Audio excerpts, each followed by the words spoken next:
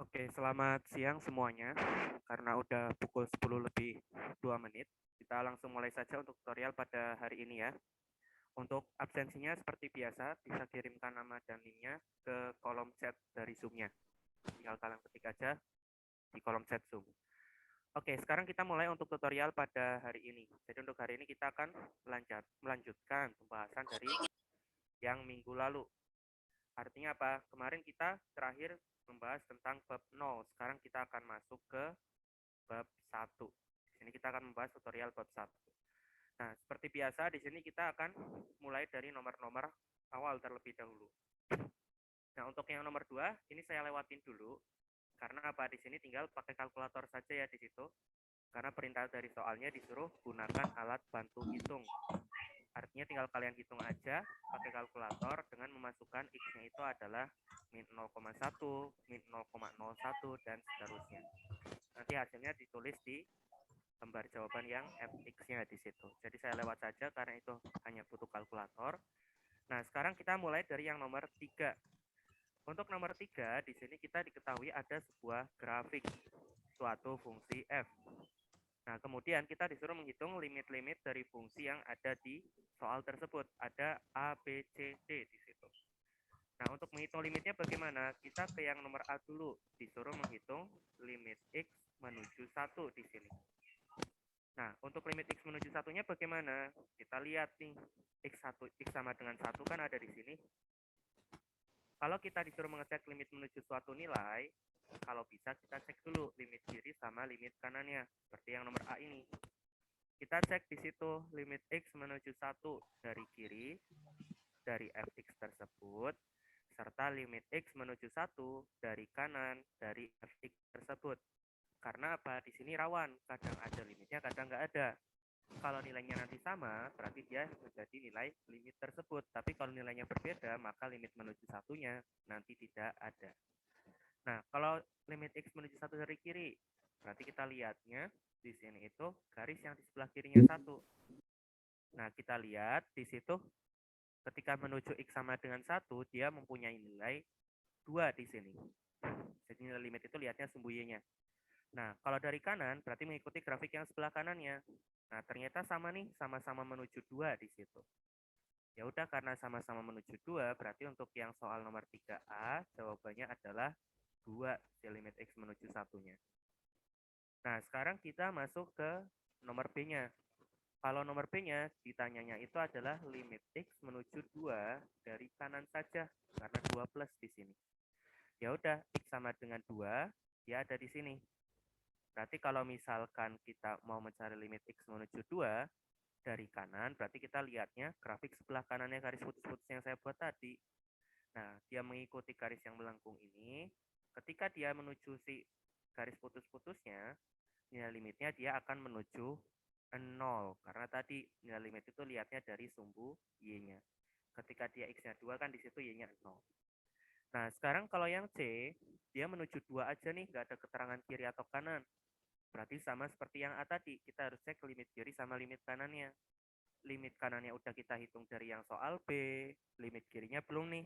Ya udah kita cek limit X menuju 2 dari kiri. Nah, kalau limit menuju 2 dari kiri berarti mengikuti grafik yang sebelah kirinya garis putus-putus tadi. Berarti kita mengikuti garis yang miring ini. Nah, ternyata pas di X-nya 2, yaitu menuju nilai 1. Nah, karena 0 dan 1 itu sesuatu yang berbeda, ini kan tadi 0 kanannya, di kirinya 1. Nah, karena dia berbeda, berarti limitnya itu nanti tidak ada seperti ini. Karena tadi nilai limitnya berbeda. Nah, sekarang kalau yang limit menuju infinite bagaimana? Kalau disuruh mencari limit menuju infinite, berarti kita lihat sifat grafiknya ketika X-nya membesar terus. Karena infinite itu kan yang sangat besar X-nya di situ. Nah, ketika X-nya membesar terus, artinya dia semakin ke kanan. Kita lihat sifat grafik tersebut ketika semakin ke kanan itu bagaimana. Nah, dari grafik yang kita punya, dia semakin ke kanan itu nilainya itu asimptotik atau menuju ke suatu nilai atau menghampiri suatu nilai 1 yang ada di situ. Ya udah, karena dia ketika semakin membesar menghampiri nilai 1 tersebut, berarti dia limit menuju infinite-nya akan sama dengan 1. Seperti itu. Itu untuk yang nomor 3. Nah, untuk yang nomor 4 juga masih tentang grafik nih di sini. Kita disuruh menentukan nilai dari limit X menuju 0 dari dua buah grafik yang ada di bawah, jika ada. Nah, untuk grafik yang pertama, kalau ditanya limit X menuju 0 bagaimana dari suatu fx-nya? Kalau dari kiri, dia menuju ke suatu nilai Y sama dengan 0 nih. Dari kanan juga sama, menuju Y sama dengan 0. Ya udah, berarti dia nanti nilainya itu adalah 0 di sini. Nah, tapi kalau yang grafik kanan, yaitu limit menuju 0-nya bagaimana tuh? Ketika X-nya menuju 0, di sini fungsinya itu naik turun terus. Artinya apa? Dia nggak menuju ke suatu nilai tertentu nih. Bisa di atas, bisa di bawah. Nggak menentu di situ. Artinya mau dari kanan mau dari kiri, dia itu nggak ada limitnya. Otomatis di sini nanti limit X menuju 0-nya, dia itu tidak ada. Karena tadi dia nggak menuju nilai tertentu seperti yang digambar. Nah, bisa tak tolong kan? Sampai Sampai sini kayak ada yang mau ditanya?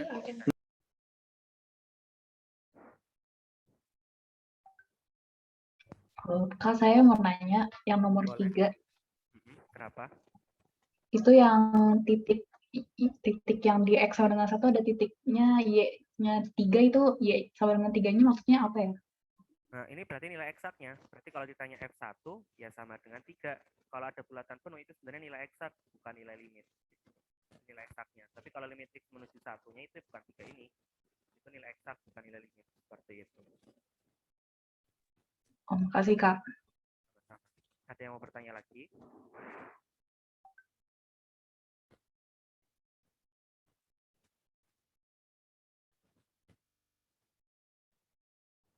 Belum ada. Oke, kalau belum ada kita lanjut ke nomor selanjutnya di sini. Nah, dia ada gunakan grafik fungsi f berikut untuk menentukan suatu nilai delta, sehingga kondisi 0 kurang dari x min setengah kurang dari delta menjamin suatu fx min 1 kurang dari 1/5. Nah, ini berkaitan dengan definisi dari suatu limit di sini. Nah, kalau kita punya suatu limit x menuju a dari suatu fx yang sama dengan L, kan kalau secara definisi itu adalah untuk setiap epsilon positif terdapat delta positif, sehingga nanti ada 0 kurang dari x min a kurang dari epsilon, dia mengakibatkan di sini nanti ada fx min L-nya kurang dari, yang atas delta, kalau yang ini yang epsilon. Nah, artinya apa di sini? Kalau dari definisi limit, itu sebenarnya itu delta sama epsilon itu yang mana sih kalau dalam pendekatan grafik? Nah, epsilon itu adalah pendekatan dari si jarak nilai fungsinya terhadap selang limitnya. Ini yang namanya epsilonnya. Nah, sedangkan delta itu adalah jarak di nilai x-nya atau di menujunya. Ini delta namanya. Nah, artinya kalau kita lihat, kalau dari soal ini kan dia epsilonnya 1/5 nih. Sesuai itu ternyata karena jarak dari 1 ke 6/5 itu adalah 1/5. Dari 1 ke 4/5 juga 1/5. Berarti kalau disuruh mencari deltanya bagaimana? Ya tinggal kita lihat nih dari sumbu X-nya. Jarak antara 1/3 dengan setengah adalah 1/6.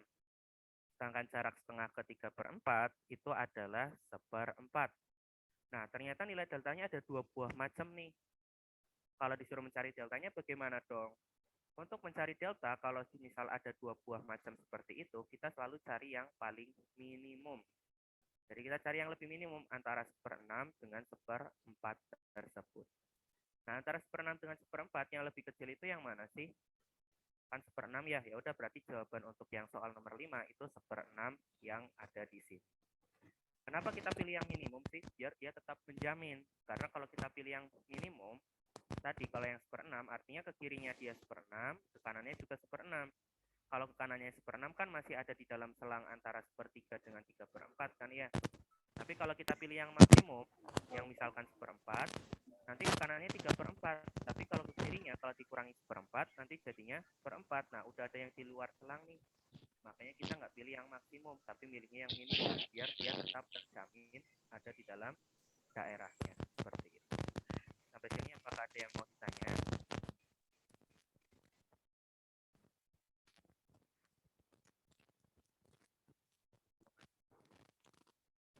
Oke, kalau belum ada kita lanjut ke yang nomor 6 di sini. Nah, di sini ada soal tentang pembuktian atau kita disuruh membuktikan suatu pernyataan atau menunjukkan suatu pernyataan.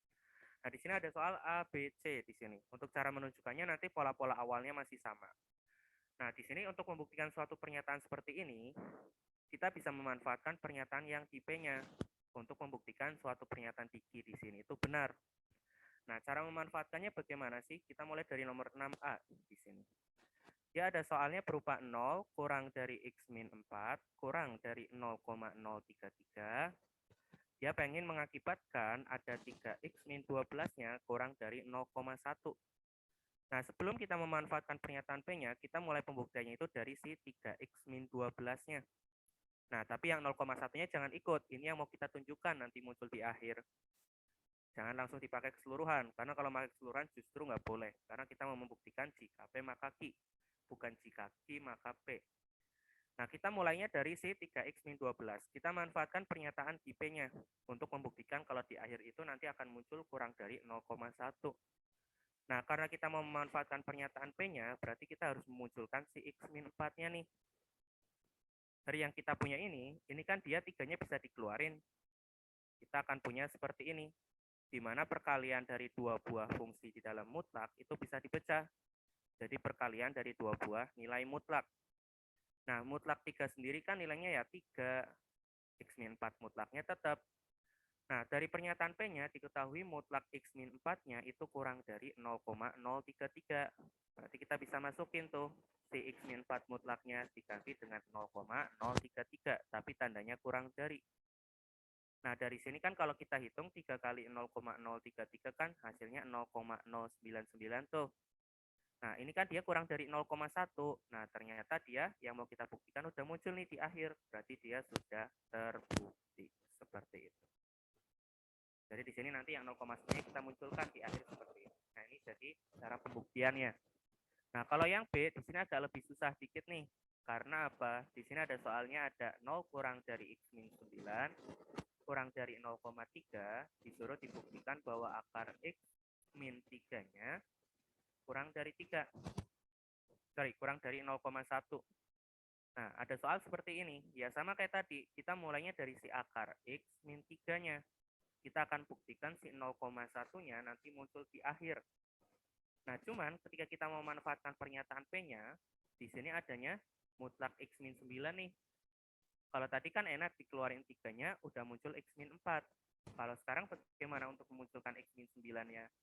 Nah, si akar X min 3 ini sebenarnya bisa kita manipulasi. Jadi X min 9 dibagi dengan akar X plus 3. Tahu dari mana sih? Karena kalau kita punya X min 9 itu kan bisa kita faktorin. Jadi akar X min 3 dikali akar X plus 3. Nah, si akar X plus 3-nya bisa dipindah ruas nih jadi pembagi. Kenapa sih boleh? Karena di situ akar X plus 3 nilainya nggak mungkin 0. Karena nilainya selalu lebih besar dari 3 tuh. Nah, berarti kan nggak masalah dipindah ruas jadi pembagi. Itulah kenapa kita bisa ketemu seperti ini. Nah, si X min 9-nya tadi dari pernyataan P diketahui ya 0,3. Nah, yang penyebutnya belum nih. Nah, untuk menghilangkan suatu X dalam penyebut itu caranya bagaimana sih? Nah, ini kan bisa kita pecah nih. Jadi 0,3 dikali 1 per akar X plus 3. Dimana secara umum kalau kita punya 1 per akar X plus A dengan 1 per A itu lebih kecil mana sih? Lebih kecil akar X plus A ini kan yang disebarin karena apa? Penyebutnya lebih besar di situ. Suatu pecahan kalau penyebutnya lebih besar, dia kan pasti lebih kecil di situ.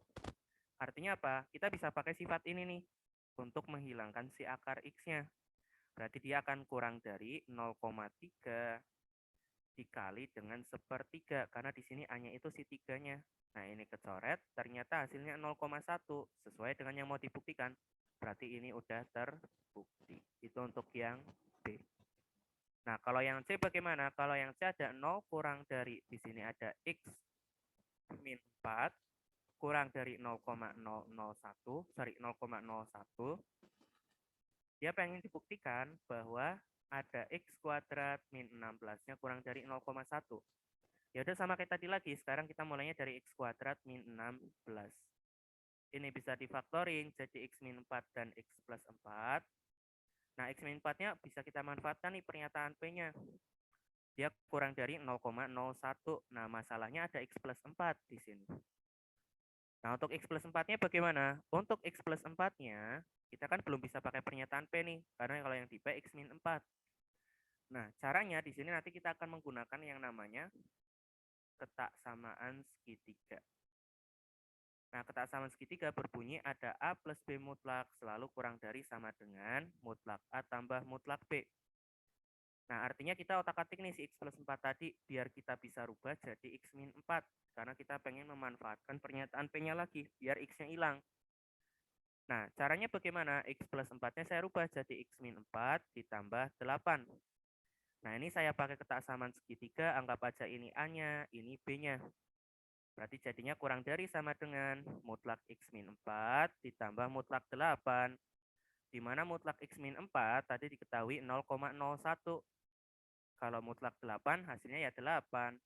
Nah, jadinya kan 8,01 tuh. Kita masukin tuh baru ke sini. Cx plus 4-nya kita ganti dengan 8,01.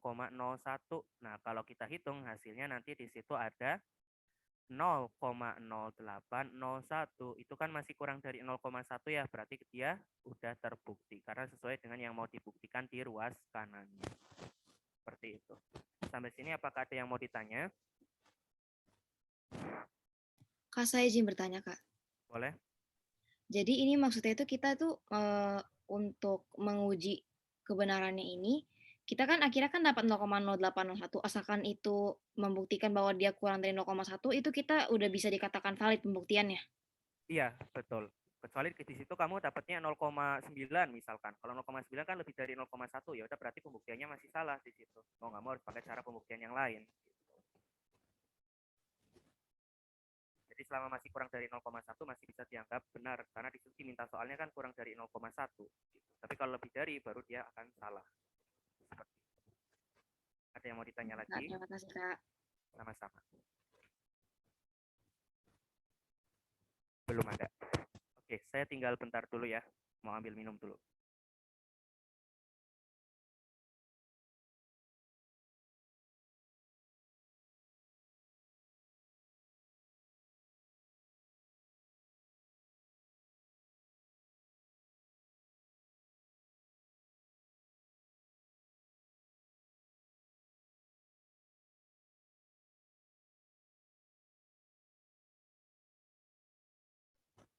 Oke, sekarang kita lanjutkan ke yang nomor 7. Setelah tadi nomor 6. Nah, di sini ada berkaitan dengan definisi limit lagi. Dia ada suatu kondisi yang memenuhi 0 kurang dari mutlak X min 1 kurang dari 3 epsilon. Dia menjamin bahwa fx plus 2-nya itu kurang dari epsilon. Oke, kita yang A ini disuruh menyatakan limit fungsi apakah yang dideskripsikan oleh pernyataan di atas. Nah, untuk mengeceknya bagaimana? Ya, kita lihat tadi definisi suatu limit itu bisa dinyatakan sebagai apa sih? Nah, tadi udah kita tulis nih di sini. Untuk setiap epsilon positif, terdapat delta positif sehingga 0 kurang dari X min A kurang dari delta. Berarti ini bisa kita artikan nih, ini ada 0 kurang dari X min A kurang dari delta akan menjamin tadi ada Fx min L-nya kurang dari epsilon. Nah, berarti di sini kita dapat apa nih? A-nya itu 1. Nah, si L-nya berapa? Karena di sini min 2, sorry, ini karena di sini plus 2, dan di sini harus minus, berarti dia dirubah dulu jadi min 2. Nah, ini baru jadi si L-nya. Berarti limit yang dilambangkan oleh pernyataan di atas itu apa sih? Berarti limit X menuju 1, karena tadi A-nya 1, dari Fx itu sama dengan min 2. Karena L-nya tadi min 2. Fx-nya berapa ya? Kita nggak tahu di situ ya, karena di soalnya diketahuinya cuma Fx aja di sini. Gitu. Nah, sekarang kita ke yang P nih. Kalau yang P disuruh mencari nilai deltanya. Nah, untuk mencari nilai deltanya bagaimana? Kita kan nggak disuruh membuktikan ya, berarti boleh nih kita manfaatkan pernyataan kanannya keseluruhan ini. Kecuali disuruh membuktikan, baru kita nggak boleh menyatakan atau memanfaatkan pernyataan kanan secara keseluruhan. Harus pelan-pelan seperti nomor 6 tadi. Nah, ini kita bisa menyatakan atau menggunakan pernyataan yang di ruas kanannya, dan kita juga bisa menggunakan pernyataan yang ada di atas ini. Karena yang dari di nomor 7 ini, itu udah dijamin kebenarannya, karena dia ada di induk soal di situ. Oke, kita tulis dulu semua yang diketahui dari soal tersebut. Nah, di situ yang diketahui soal ada apa aja sih? Kalau dari soal induknya nih yang atas, tadi diketahui ada 0 kurang dari X min 1, kurang dari di sini ada 3 epsilon, dia menjamin bahwa ada suatu fx plus 2-nya kurang dari epsilon. Nah, sedangkan delta yang mau kita cari, di sini bentuknya ada 0 kurang dari X min 1 kurang dari delta. Dia ingin menjamin bahwa fx terus di sini ada ditambah dengan 2fx ditambah dengan 4, dia kurang dari ada 0,001. Oke. Nah, karena tadi kita bukan pembuktian, tapi disuruh mencari delta, berarti kita bisa memanfaatkan pernyataan yang di ruas kanan, sama kita juga bisa menyatakan atau memanfaatkan pernyataan yang ada di soal induknya di sini. Oke, kalau dari soal induk, ini kan udah sama nih pernyataan P-nya. Nah, karena pernyataan P-nya sama, berarti di sini nanti deltanya itu akan sama dengan 3 epsilon. Nah, masalahnya kita belum tahu nih epsilonnya berapa. Nah, untuk mencari epsilonnya, kita baru memanfaatkan pernyataan Q-nya di sini.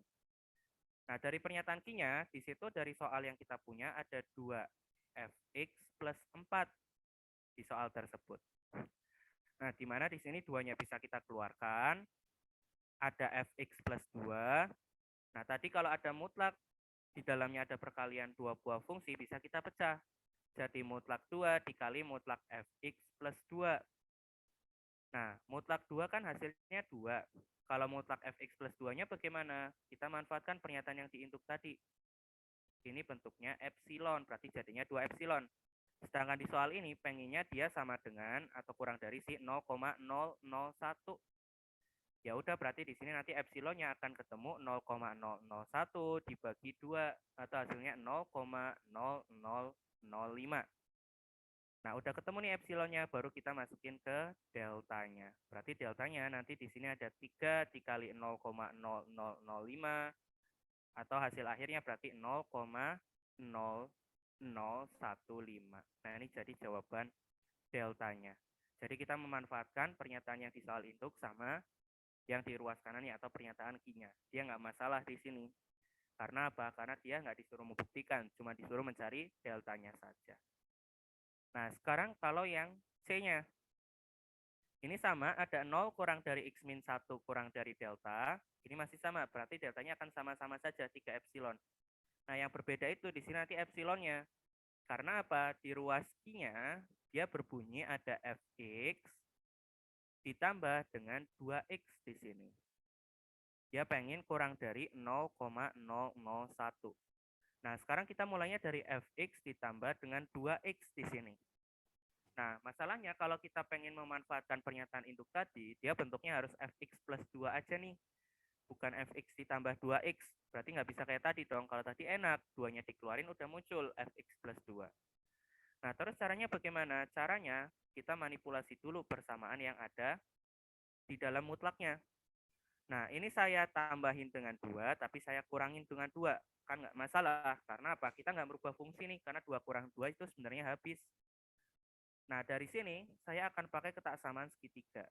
Tapi saya kelompokin. Yang fx-nya sama 2, kalau yang 2x-nya sama min 2. Berarti kan dari ketaksamaan segitiga bisa kita pecah. Jadi fx plus 2 ditambah dengan 2x min 2. Seperti ini. Nah, fx plus 2-nya udah bisa nih kita ganti dengan tadi ada epsilon. Kalau yang 2x min 2-nya bagaimana? 2-nya bisa dikeluarin kayak tadi. Nah, x min 1-nya bagaimana? Dari soal induk, yaitu kurang dari 3 epsilon. Nah, baru kita masuk ini. Berarti ada epsilon ditambah 6 epsilon. Karena ini bisa diganti tadi dengan 3 epsilon tuh. Berarti hasilnya sekarang 7 epsilon.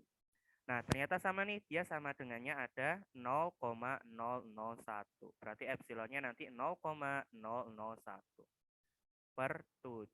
Nah, tinggal kita masukin ke delta yang kita cari tadi, berarti jadinya nanti 3 per 7 dikali 0,001. Nanti kalian tinggal cari aja hasilnya berapa di situ, itu jadi jawaban yang deltanya. Seperti itu. Sampai sini apakah ada yang mau ditanya?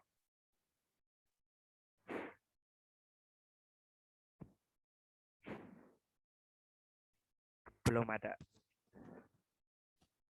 Oke, kalau belum ada kita lanjut ke pembahasan selanjutnya, yaitu tentang nomor 8 ini ada sifat-sifat dari suatu limit.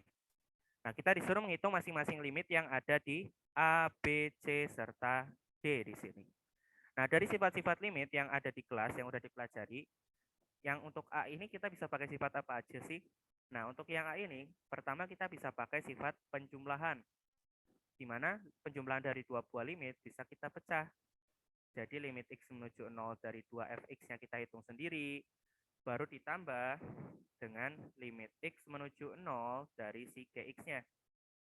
Jadi kita hitung limitnya masing-masing dari penjumlahan tersebut. Nah, untuk yang di depan ini kita belum bisa diganti nih, karena yang diketahui itu limit menuju 0 dari fx doang, bukan 2fx. Nah, tapi dari sifat limit juga kan ada yang menyatakan bahwa kalau ada pengalih konstanta, itu bisa keluar dari limit. Nah, berarti duanya bisa dikeluarin. Sedangkan pernyataan yang belakang, yang limit X menuju 0 dari Gx, baru tuh bisa dirubah pakai yang diketahui. Di sini nilainya min 1. Nah, setelah kita dapat seperti ini, baru yang fx-nya dimasukin, yang 1 tadi, yang ini. Nah, ditambah dengan min 1, berarti hasilnya 1. Kalau perkalian juga sama, tinggal kita pecah di sini. Nah, dia dihitung yang limit X menuju 0 dari X plus 2-nya dihitung sendiri, dikalikan dengan limit X menuju 0 dari Gx-nya juga dihitung sendiri. Nah, kalau yang depan 0-nya dimasukin, jadinya 2. Kalau yang belakang kita pakai yang diketahui. Ya, nilainya tadi ada min 1, ya udah berarti hasilnya 1. Kenapa yang depan dimasukin sih X-nya ya? Karena di situ bukan fx atau gx ya, tapi dia fungsi yang lain, makanya dia langsung dimasukin. Nah, untuk yang C juga sama ya, tinggal pakai aturan pembagian. Berarti dia nanti yang atas hitung limitnya sendiri, yang bawah dihitung limitnya sendiri. Begitu pula yang D. Dari sifat limit, limit itu juga bisa masuk nih ke dalam pangkat. Artinya limitnya bisa masuk ke dalam akar juga, karena akar itu kan sama saja dengan pangkat setengah. Nah, limitnya bisa masuk ke dalam pangkat, seperti ini. Nah, terus di dalam pangkatnya kita bisa pakai sifat yang lain lagi di sini. Sifatnya ada apa aja? Nah, di sini nanti kalau yang fx kuadrat, sama kayak tadi, kita masuk ke dalam pangkatnya, berarti tinggal limit X menuju 0 dari fx-nya, tapi dikuadratin di luar. Kalau yang belakang, 8-nya bisa dikeluarin, karena pengalih konstanta. Nah, tinggal dihitung limit X menuju 0 dari Gx-nya. Nah, sisanya tinggal dimasukin yang diketahui tadi. Itu untuk yang nomor 8. Sampai sini apakah ada yang mau ditanya? Aku izin bertanya, Kak. Boleh? Itu yang B itu bukannya dikali ya, Kak? Sorry, dikali ya harusnya. Berarti hasilnya di situ nanti hasilnya dia ada min 2 ya. Iya, Kak. Oke, sip. Udah dirawat. Oke, ada yang mau bertanya lagi?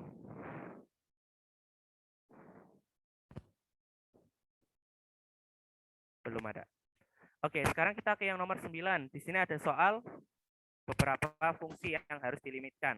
Nah, untuk perhitungan limit dari suatu fungsi itu bagaimana sih? Sebenarnya masih sama kayak SMA dulu. Bedanya apa? Kalau sekarang kita belum boleh pakai L'Hopital ya. Kalau SMA dulu ada beberapa yang udah diajarkan pakai L'Hopital dengan cara kalau bentuknya 0 per 0 kan yang atas diturunin, yang bawah juga diturunin ya. Sekarang kita belum boleh untuk semester 1. Karena apa? Kita belum belajar turunan nih. Karena turunan baru dipelajari di bab 2 nanti. Nah, terus kalau bentuknya 0 per 0, atau tahingga per tahingga, atau tahingga kurang tahingga, caranya bagaimana dong? Caranya nanti di sini kita bisa menggunakan cara tradisional. Bisa difaktorin, atau dikali sekawan, atau disamakan penyebut, dan cara-cara yang lain. Nah, untuk yang A sih masih mudah di sini, karena bentuknya masih bentuk tentu tuh. Kalau kita masukin langsung, dia aman-aman saja. Karena kalau kita hitung, di situ nanti hasilnya ada 3. 3 gitu kan masih bentuk tentu.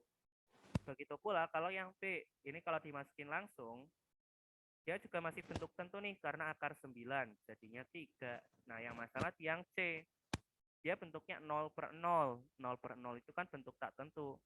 Terus caranya bagaimana dong? Tadi nggak boleh pakai L'Hopital, tapi kalau pakai perfaktoran kan nggak masalah di sini. Karena yang atas bisa difaktorin tuh. Ada U min 3 dikali U plus 3, terus dibagi dengan U min 3 di sini. Nah, U min 3-nya bisa kecoret nih, tinggal kita masukin si 3-nya. Jadinya 3 tambah 3, berarti 6.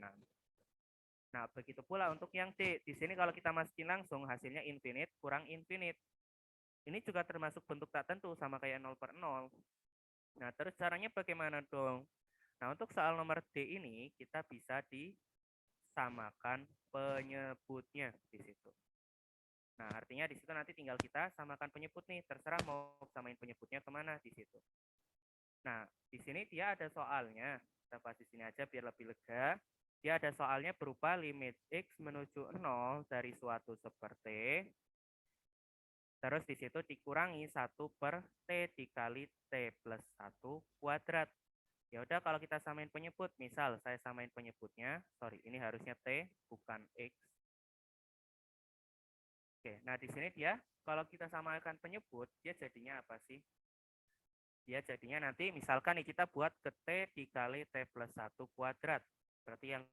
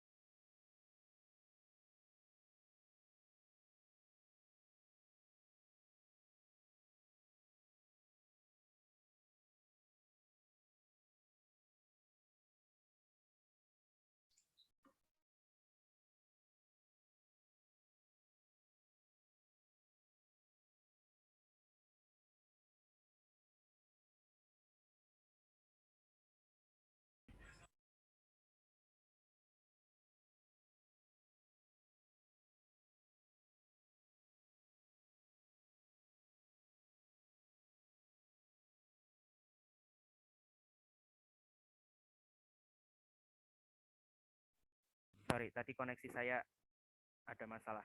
Oke, nah tadi kita lanjutkan. Kita mulai dari yang nomor D nih. Karena tadi yang C itu tadi hasilnya bisa difaktorin ya. Kalau yang D ini nanti caranya disamakan penyebut karena dia hasilnya infinite min infinite. Infinite min infinite itu sama aja kayak 0 per 0. Dia termasuk bentuk tak tentu juga. Nah, caranya tadi disamain penyebut. Nah, ini bisa kita samain penyebut ke T dikali T plus 1 kuadrat. Artinya yang di depan itu nanti ada T plus 1 kuadrat pembilangnya. Kalau yang belakang tetap 1. Karena dia udah sama penyebutnya. Nah, yang atas yang T plus 1 kuadrat bisa dijabarin. Di mana satunya nanti akan saling menghabiskan. Nah, ini kalau kita masukin masih 0 per 0. Berarti belum boleh nih. Terus diapain lagi dong? Sama kayak tadi, yang atas bisa difaktorin. T dikali T plus 2. Kalau yang bawah ada T dikali T plus 1 kuadrat. T-nya bisa kecoret. Kalau dimasukin 0 udah bagus nih. Karena yang atas jadinya 2. Yang bawah 1 kuadrat. Berarti hasilnya di sini nanti 2. Seperti itu. Sampai sini apakah ada yang mau ditanya? Kak, saya mau bertanya, Kak, izin. Boleh. Kenapa? Itu untuk yang akar 9 tadi, itu jawabannya plus minus 3 atau 3 saja, Kak? 3. Nilai si akar itu hasilnya selalu positif ya. Akar dari suatu fungsi itu selalu positif. Harusnya sih mutlak 3 di sini. Mutlak 3 kan ya hasilnya 3 kan. Karena hasil suatu akar itu harus positif. Nggak mungkin hasil akar itu negatif. Kayak kemarin Baik, kan Kak. kalau yang di bab 0 kan ada yang akar dari X kuadrat tuh. Dia kan hasilnya mutlak X ya. Karena apa di situ harus selalu positif. Gitu. Ada yang mau Terima ditanya kasih, lagi? Kak. Sama-sama. Ada yang mau ditanya lagi?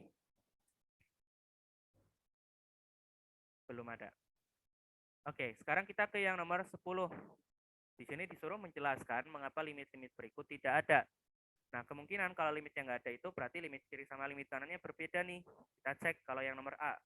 Beneran nggak sih limit kiri sama kanannya berbeda? Kalau ternyata beneran berbeda, berarti di situ nanti ya limitnya nggak ada.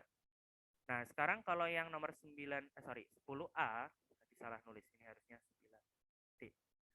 Oke, nah di sini ada yang 10A, ada soalnya berupa limit X menuju 1 dari 1 per X min 1. Nah, kalau ngecek limit kiri sama kanannya bagaimana? Kalau yang nomor 3 tadi kan tinggal lihat grafik tuh, karena udah ada grafiknya. Nah, kalau sekarang kita nggak tahu grafiknya nih, ya udah kita langsung cek aja secara langsung di sini. Limit X menuju 1 dari kiri, limit X menuju 1 dari kirinya berarti ada 1 per 1 min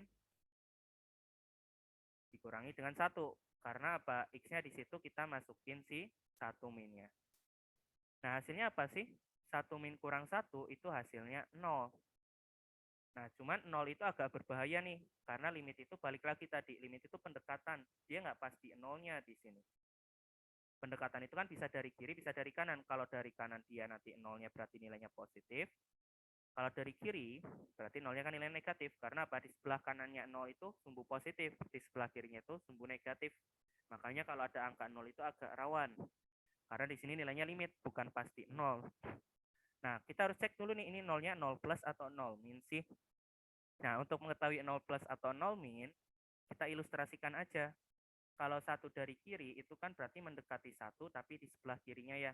Anggap aja suatu angka 0,999. Itu kan dekat banget dengan 1, tapi di sebelah kirinya. Nah, berarti kalau kita punya 0,999 dikurangi 1, itu hasilnya akan negatif. Berarti nolnya adalah 0 negatif. Berarti 1/0 negatif itu jadinya min infinite. Nah, sedangkan yang kedua, kalau dicek limit kanannya, dia kan jadinya nanti 1/1 plus dikurang 1. Ini juga 1/0. Cuman yang sekarang itu nanti jadinya 0 plus. Kenapa? Karena kalau 1 plus itu kan 1, sekian. Karena di sebelah kanannya 1. Dikurangi 1 ya berarti pasti positif. Nah, berarti hasilnya plus infinite nih. Min infinite dengan plus infinite itu sesuatu yang berbeda. Berarti kita dapat simpulkan limit x menuju 1 dari si fungsi tadi itu tidak ada. Kenapa nggak ada ya? Karena nilainya berbeda. Seperti itu. Nah, sekarang ke yang B. Untuk yang B, di sini ada soal limit x menuju 0 dari si akar x pangkat 4 ditambah x kuadrat per 2x. Nah, sebelum kita cek limit kiri sama kanannya, saya sederhanain dulu deh. Karena kalau kita masukin jadinya 0/0 nih. Kalau 0/0 kan harusnya bisa disederhanakan tuh. Nah, untuk yang atas itu bisa kita faktorin nih. Ada x kuadrat dikali x kuadrat plus 1. Yang bawah ada 2x. Nah, si x kuadratnya bisa keluar. Akar dari suatu x kuadrat itu apa sih? Nah, ingat-ingat lagi tadi, akar dari suatu x kuadrat itu mutlak x. Nah, ternyata kita ketemunya seperti ini. Belum bisa disederhanain lagi kan ya? Ya udah kita cek limit kiri sama limit kanannya. Nah, kalau ada suatu mutlak dalam suatu soal, kita harus jabarkan di situ mutlaknya. Nah, dia kan ada mutlak x tuh di soal ini. Kalau kita punya mutlak x kan jadinya x kalau x-nya positif, atau jadi min x kalau x-nya negatif. Nah, karena sekarang kita mau mencari limit kiri sama kanan, kalau limit kiri bagaimana? Karena nolnya 0 min, berarti kan kurang dari 0 nih. Berarti mutlak x-nya bisa kita ganti dengan min x. Yang sisanya mah tetap di sini, karena yang sisanya nggak ada mutlaknya. X-nya bisa kecoret, kalau dimasukin 0 jadinya min akar 1/2, atau jadinya min setengah. Sedangkan kalau limit kanan, karena 0 plus kan lebih besar dari 0, berarti pakainya fungsi yang atas, si mutlaknya penggantinya. Berarti pakai x aja. Nah, di sini x-nya kecoret lagi. Kalau kita masukin 0, jadinya akar 1/2, atau jadinya setengah.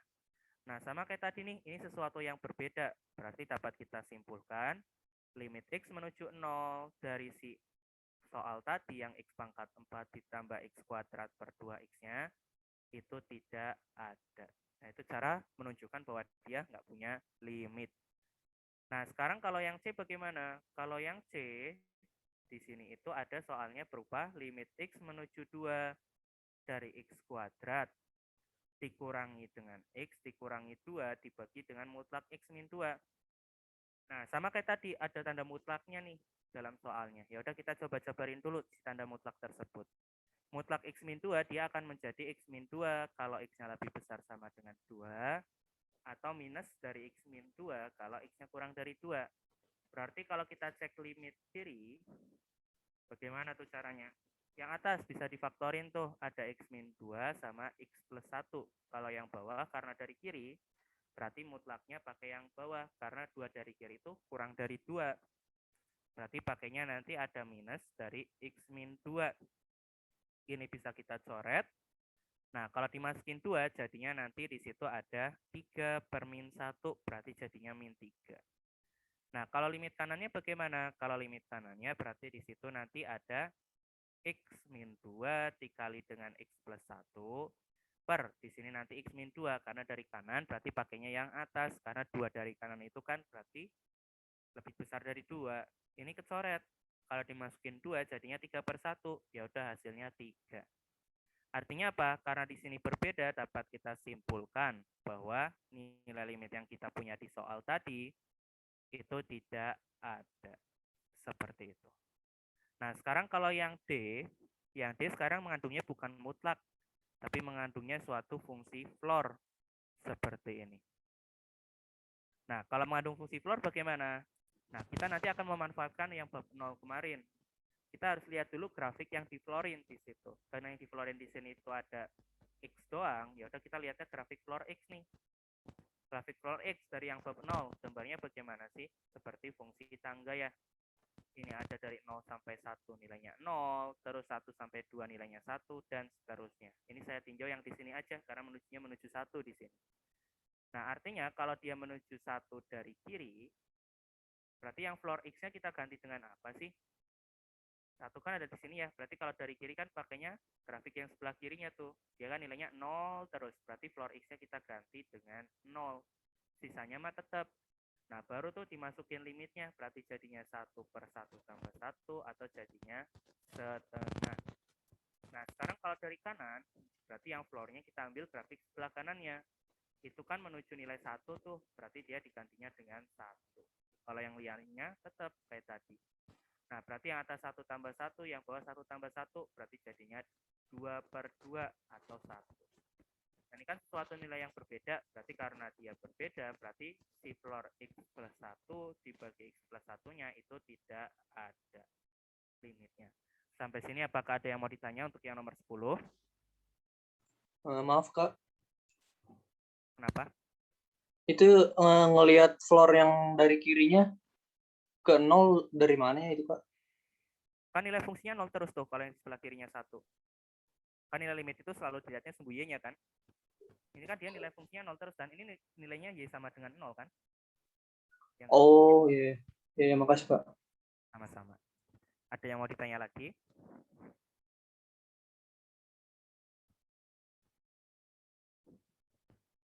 Belum ada. Oke, sekarang kita lanjut ke yang nomor 11. Nah, sekarang kita akan masuk ke teorema Apit. Sebelum ke teorema Apit, untuk yang A, kita disuruh menunjukkan bahwa untuk setiap bilangan real, dia berlaku dua buah pernyataan yang ada di sini. Nah, untuk menyatakan dua buah pernyataan tersebut itu caranya bagaimana sih? Nah, misalkan saya akan buktikan dulu yang pernyataan kedua dulu, yang lebih mudah, yang X kuadrat itu. Nah, untuk membuktikan yang 11A, karena tadi kita mau membuktikan suatu X kuadrat, min X kuadrat kurang dari sama dengan X kuadrat cos per X kurang dari sama dengan X kuadrat, ya udah di sini kita lihat dari cos per X-nya dulu. Secara umum, kalau kita punya cos per X itu nilainya selalu di antara min 1 sampai 1. Karena nilai cos itu nggak mungkin tuh lebih besar dari 1. Nah, kemudian dari yang pengen dibuktikan itu, cos per X-nya nggak sendirian nih, ternyata ada pengali X kuadratnya. Ya udah saya kali aja dengan X kuadrat di setiap ruas, kan nggak masalah ya, karena X kuadrat itu selalu positif. Berarti dia nggak akan merubah tanda di sini. Nah, ternyata dia bisa langsung jadi pernyataannya, berarti dia udah terbukti. Jadi kita mulai dari yang berlaku secara umum, terus kita buktikan si pernyataan yang tadi. Nah, sekarang yang pernyataan pertama nih, cara membuktikannya bagaimana sih? Nah, karena di situ ada sin per X, ya udah saya mulainya dari sin per X lagi kayak tadi. Dia di antara min 1 sampai 1, karena nilai sin nggak mungkin tuh lebih dari 1 atau kurang dari 1. Nah, masalahnya di sini pengalinya X nih, kalau yang di tengahnya. Kalau pengalinya X kan nggak boleh sembarangan ya, karena apa? X itu bisa positif, bisa negatif. Kalau positif tandanya tetap, kalau negatif tandanya berubah. Nah, ini harus hati-hati nih di sini, kita nggak boleh sembarangan mengalihkan dengan X. Nah, terus caranya bagaimana dong? Nah, kita ingat-ingat lagi sifat dari yang bab 0 kemarin. Kalau kita punya suatu mutlak fx kurang dari sama dengan konstanta, itu bisa kita pecahkan ya, jadinya fx di antara min konstanta sampai konstanta. Nah, artinya apa? Kita bisa pakai sifat ini cuman di reverse. Yang kita ketahui kan baru yang di antara min c sampai c tuh, karena di antara min 1 sampai 1. Berarti kita bisa pakai sifat tersebut, dia akan menjadi sin per x mutlak, dia kurang dari di sini nanti 1, karena C-nya di sini 1. Nah, sekarang saya kali aja dua ruas dengan mutlak X. Nah, kalau dikali mutlak X kan nggak masalah tuh, karena apa? Mutlak X selalu positif, nggak akan merubah tanda. Nah, perkalian dari dua buah fungsi mutlak itu bisa digabungin di sini. Nah, setelah kita dapat seperti ini, kita bisa pakai sifat tadi lagi, cuman yang secara alami. Jadi mutlak fx-nya, mutlaknya dihilangin. Atau di sini berarti yang x-in super x-nya yang mutlaknya hilang. Tapi sekarang jadi di antara min mutlak x sampai mutlak x. Karena dianggap aja C-nya yang mutlak x-nya. Nah, ternyata udah sesuai nih dengan yang mau dibuktikan tadi. Ya udah berarti udah terbukti. Kenapa sih nggak dari awal aja kita kali dengan mutlak x? Karena nanti kalau kita langsung kali dengan mutlak x, sebenarnya nggak masalah. Cuman nggak sesuai tuh dengan yang mau dibuktikan. Karena dari yang mau dibuktikan, di tengahnya itu nggak ada mutlaknya, cuman x doang. Berarti jangan langsung tuh dikali dengan mutlak x, mau nggak mau harus dijabarin seperti tadi. Seperti itu. Nah, ini untuk yang A. Nah, sekarang ke yang B. Gunakan ketaksamaan pada bagian A dan teorema Apit untuk menentukan nilai limit yang ada di bawah di situ. Oke, nah kalau yang di sini kita hitung dulu yang limit x menuju 0 dari x kuadrat cos super x. Nah, kalau kita masukin langsung kan nilainya susah karena di sini akan ketemu cos super 0. Cos super 0 nilainya berapa kan kita nggak tahu. Tadi karena super 0 itu bisa 0 plus bisa 0 min. Bisa jadi cos infinite atau cos min infinite. Cos infinite itu nilainya berapa sih? Kan kita nggak tahu ya. Karena nilai cos itu naik turun terus. Kita nggak tahu ketika menuju infinite nilainya berapa. Nah, terus bagaimana dong caranya? Tadi bisa pakai teorema Apit, di mana teorema Apit berbunyi, yang perlu kita cek itu bukan limit yang mau kita hitung di tengah ini, tapi yang kita cek itu limit pengapitnya. Limitnya apa? Limit menuju 0 sesuai soal. Kalau soalnya menuju infinite, ya berarti yang dicek limit menuju infinite. Nah, karena di sini tadi di soalnya pengen limit menuju 0, ya udah kita cek limit menuju 0 dari dua buah pengapitnya. Yang di sebelah kiri ada min x kuadrat, yang di sebelah kanan ada x kuadrat. Nah, ternyata hasilnya sama-sama 0 nih. Nah, karena hasilnya sama-sama 0, maka berdasarkan teorema Apit, dapat kita simpulkan, limit yang di tengah itu juga nilainya akan 0. Karena apa? Karena disitu diapit oleh dua buah nilai 0 nih. Di antara 0 sama 0, ya cuma ada bilangan 0 aja. Nah, begitu pula untuk yang soal kedua. Kita cek tuh limit x menuju 0 dari min mutlak x sama limit x menuju 0 dari mutlak x. Ini kalau kalian hitung, kalau dipecah kayak tadi yang mutlaknya, dia mau limit kiri mau limit kanan hasilnya sama-sama 0. Berarti dia ada nilainya yaitu 0. Begitu pula yang bawah, meskipun kalian pecah si mutlaknya jadi min x sama x, kalau kalian hitung limitnya dia akan sama-sama 0. Berarti dia nilainya juga akan 0. Nah, artinya apa? Karena dia sama-sama 0, maka berdasarkan teorema Apit dapat kita simpulkan yang di tengah itu nilainya juga akan 0. Kalau misalkan berbeda bagaimana dong? Kalau berbeda berarti teorema Apitnya gagal. Kalau teorema Apitnya gagal bukan berarti nggak punya limit ya. Berarti dia tuh kita nggak dapat kesimpulan apapun. Artinya kalau kita disuruh mencari limitnya ya mau nggak mau harus pakai cara yang lain. Jangan pakai Apit. Gitu. Itu kalau misalkan hasilnya berbeda. Seperti itu. Nah, sampai sini apakah ada yang mau ditanya?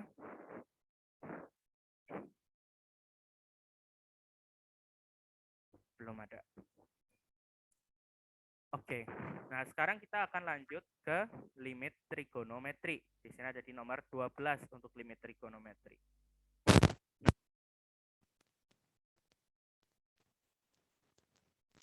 Nah, ini ada beberapa limit fungsi yang mengandung trigonometri. Dan kalau kita masukin, hasilnya 0 per 0 semua. Nah, tadi kan kalau 0 per 0 belum boleh pakai alfabetikal ya. Terus caranya bagaimana dong untuk menghitung nilai limitnya? Kita bisa pakai nanti sifat. Yang boleh dipakai dalam bentuk 0 per 0 itu cuman kalau bentuknya limit x menuju 0 dari sin x per x yang hasilnya akan 1, serta limit x menuju 0 dari tan x per x, dia hasilnya juga 1. Nah, kalau ternyata limitnya nanti belum dalam bentuk dua buah ini bagaimana? Ya, kita harus rubah dulu bagaimana caranya dia menjadi dua buah bentuk yang ada di sini. Nah, contohnya nomor 12A nih. Ini belum boleh kita langsung jadi 3 per 2 langsung. Kalau SMA dulu kan bisa langsung 3 per 2 ya. Kalau kita disuruh mengerjakannya sambil ada coret-coretannya, kalau kalian jawabnya langsung 3 per 2, nilainya nggak akan sempurna. Karena apa? Kita nggak tahu asal 3 per 2-nya dari mana. Kalau pengen tahu asalnya, berarti harus dirubah dulu dalam dua buah bentuk yang ada di sini. Nah, dari sini kita punya soal, cara pengerjaannya bagaimana sih kalau disuruh dengan coret-coretannya. dia ada limit X menuju 0 dari sin 3X per 2X. Nah, biar kita bisa pakai dua buah sifat tadi, atau salah satunya, karena di sini bentuknya sin kan kemungkinan pakainya sifat pertama nih. Biar dia bisa jadi satu, dia harus sama-sama X nih di sini. Atau sama-sama 2X, atau sama-sama 3X. Nah, masalahnya di sini yang atas 3X, yang bawah 2X. Belum sama nih. Nah, terus cara menyamakannya bagaimana? Yang penyebutnya saya manipulasi aja di situ. Yang awalnya 2X, kita bisa rubah atau dimanipulasi menjadi 2/3 dikali 3X. Ini kan sesuatu yang sama ya. Nah, si 1/2/3-nya bisa keluar karena di situ pengali konstanta. Nah, tinggal sin 3X per 3X. Nah, ini baru tuh boleh jadi 1. Yang depan jadinya 3/2, yang belakang 1. Berarti hasilnya 3/2. Nah, kalau harus dengan coret-coretannya, harus seperti ini. Nggak boleh langsung kayak tadi, hasilnya 3/2. Nah, begitu pula untuk yang B-nya. Untuk yang B-nya, di sini ada soal limit X menuju 0 dari sin pangkat 3X per, di sini nanti ada 2X kuadrat. Nah, ini juga 0/0 nih. Makanya mau nggak mau harus dirubah ke salah satu dari dua bentuk yang di atas tadi. Nah, di sini kita cara memanipulasinya bagaimana? Ini bisa kita pecah jadi sin X per 2 dikali sin X per X dikali sin X per X. Nah, itu kan jadinya sama tuh dengan ruas kirinya. Nah, kita akan gunakan sifat perkalian dari limit suatu fungsi. Nah, tadi kalau ada perkalian dua buah fungsi di dalam limit, bisa kita pecah. Ya udah, kalau 3 buah juga sama, bisa kita pecah. Tinggal dihitung masing-masing limitnya. Kalau yang depan bentuknya bukan 0/0, ya udah dimasukin biasa aja. Kalau X-nya masukin 0, jadinya 0/2. Kalau yang ini udah bisa pakai sifat nih, nilainya 1. Yang belakang juga sama, bisa pakai sifat, nilainya 1 juga. Berarti ada 0 dikali 1 dikali 1, berarti jadinya 0. Seperti itu. Nah, sekarang ke yang C. Kalau yang C, di sini bentuk soalnya limit X menuju 0 dari cos 2X dikurang 1 per 2X sin 2X. Nah, di sini kalau kita masukin X-nya 0, hasilnya 0/0 juga. Artinya nggak boleh sembarangan. Kita harus cek dulu bagaimana caranya biar ngebentuk dua bentuk yang di atas tadi. Nah, salah satu caranya kita bisa memanfaatkan sifat trigonometri. Di mana cos 2X itu bisa kita jabarkan menjadi 1 min 2 sin kuadrat X dikurangi 1 yang belakangnya. Kalau yang bawah sin 2X itu jadinya 2 sin X cos X. Nah, yang atas satunya saling menghabiskan nih karena ada plus dan minusnya. 2-nya juga kecoret, sinnya juga kecoret 1 buah. Artinya limit yang kita hitung, dia tinggal bersisa. Ada min sin X per, yang bawah tinggal sisa 2X cos X. Nah, ini bisa kita pecah nih. Min setengahnya keluar karena pengali konstanta. Nah, sin X-nya dibagi dengan X. Nah, masih ada seperkos nih. Ya udah, saya pisah aja perkaliannya. Seperti ini. Nah, ini yang depan ada min setengah, yang tengah jadi 1 karena udah sesuai sifat tadi. Kalau yang belakang bagaimana? Itu tinggal dimasukin aja karena bentuknya bukan 0/0. Berarti hasilnya nanti min setengah. Untuk yang nomor A, B, serta C. Sampai sini apakah ada yang mau ditanya?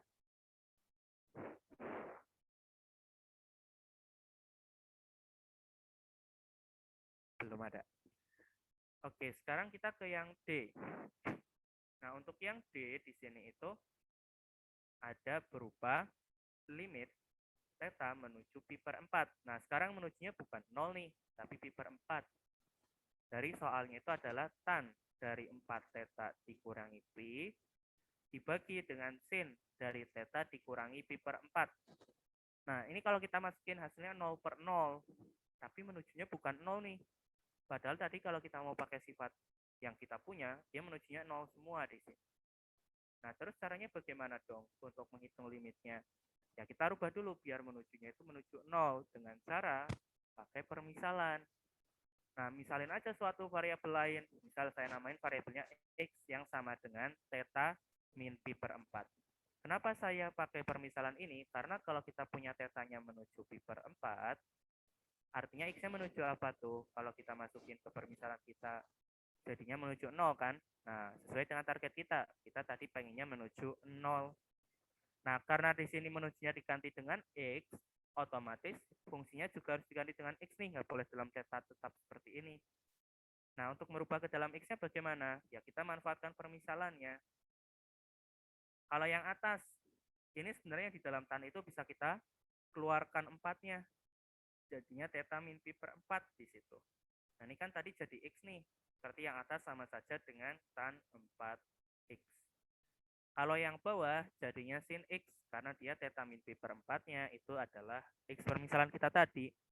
Nah, kalau SMA dulu boleh nih, jadinya 4. Tapi kalau kuliah belum boleh ya. Tadi harus dirubah dulu ke dalam dua bentuk yang di atas.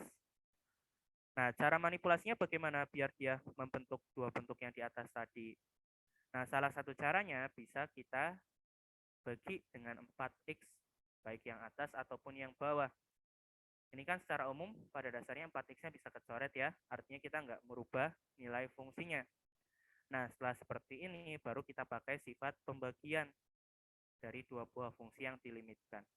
Nah, yang atas kita hitung limitnya sendiri, kalau yang bawah juga sama, dihitung limitnya sendiri. Tapi seperempatnya saya keluarin dulu. Nah, dari sini kan udah sama tuh tan 4X per 4X, berarti udah bisa jadi 1. Kalau yang bawah, jadinya seperempat dikali 1, berarti tinggal 1 per seperempat. Berarti hasilnya 4. Seperti itu. Sampai sini apakah ada yang mau ditanya?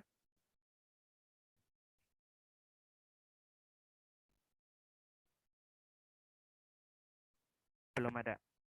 Oke, untuk yang E dan F-nya coba kalian kerjakan sendiri ya untuk latihan di rumah. Nah, sekarang kita ke yang nomor 13. Untuk nomor 13, di sini itu ada beberapa limit fungsi menuju infinite sama min infinite. Oke, cara perhitungannya bagaimana? Sebenarnya masih sama kayak SMA dulu. Kalau ada limit menuju infinite, terus kita masukin hasilnya infinite per infinite seperti yang nomor A, caranya itu tinggal dibagi pangkat tertinggi di situ.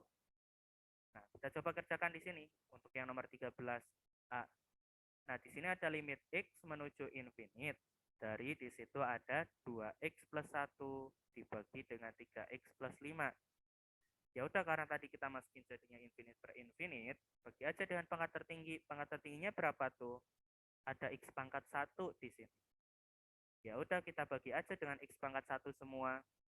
Ada 2X bagi X pangkat 1, satunya juga sama.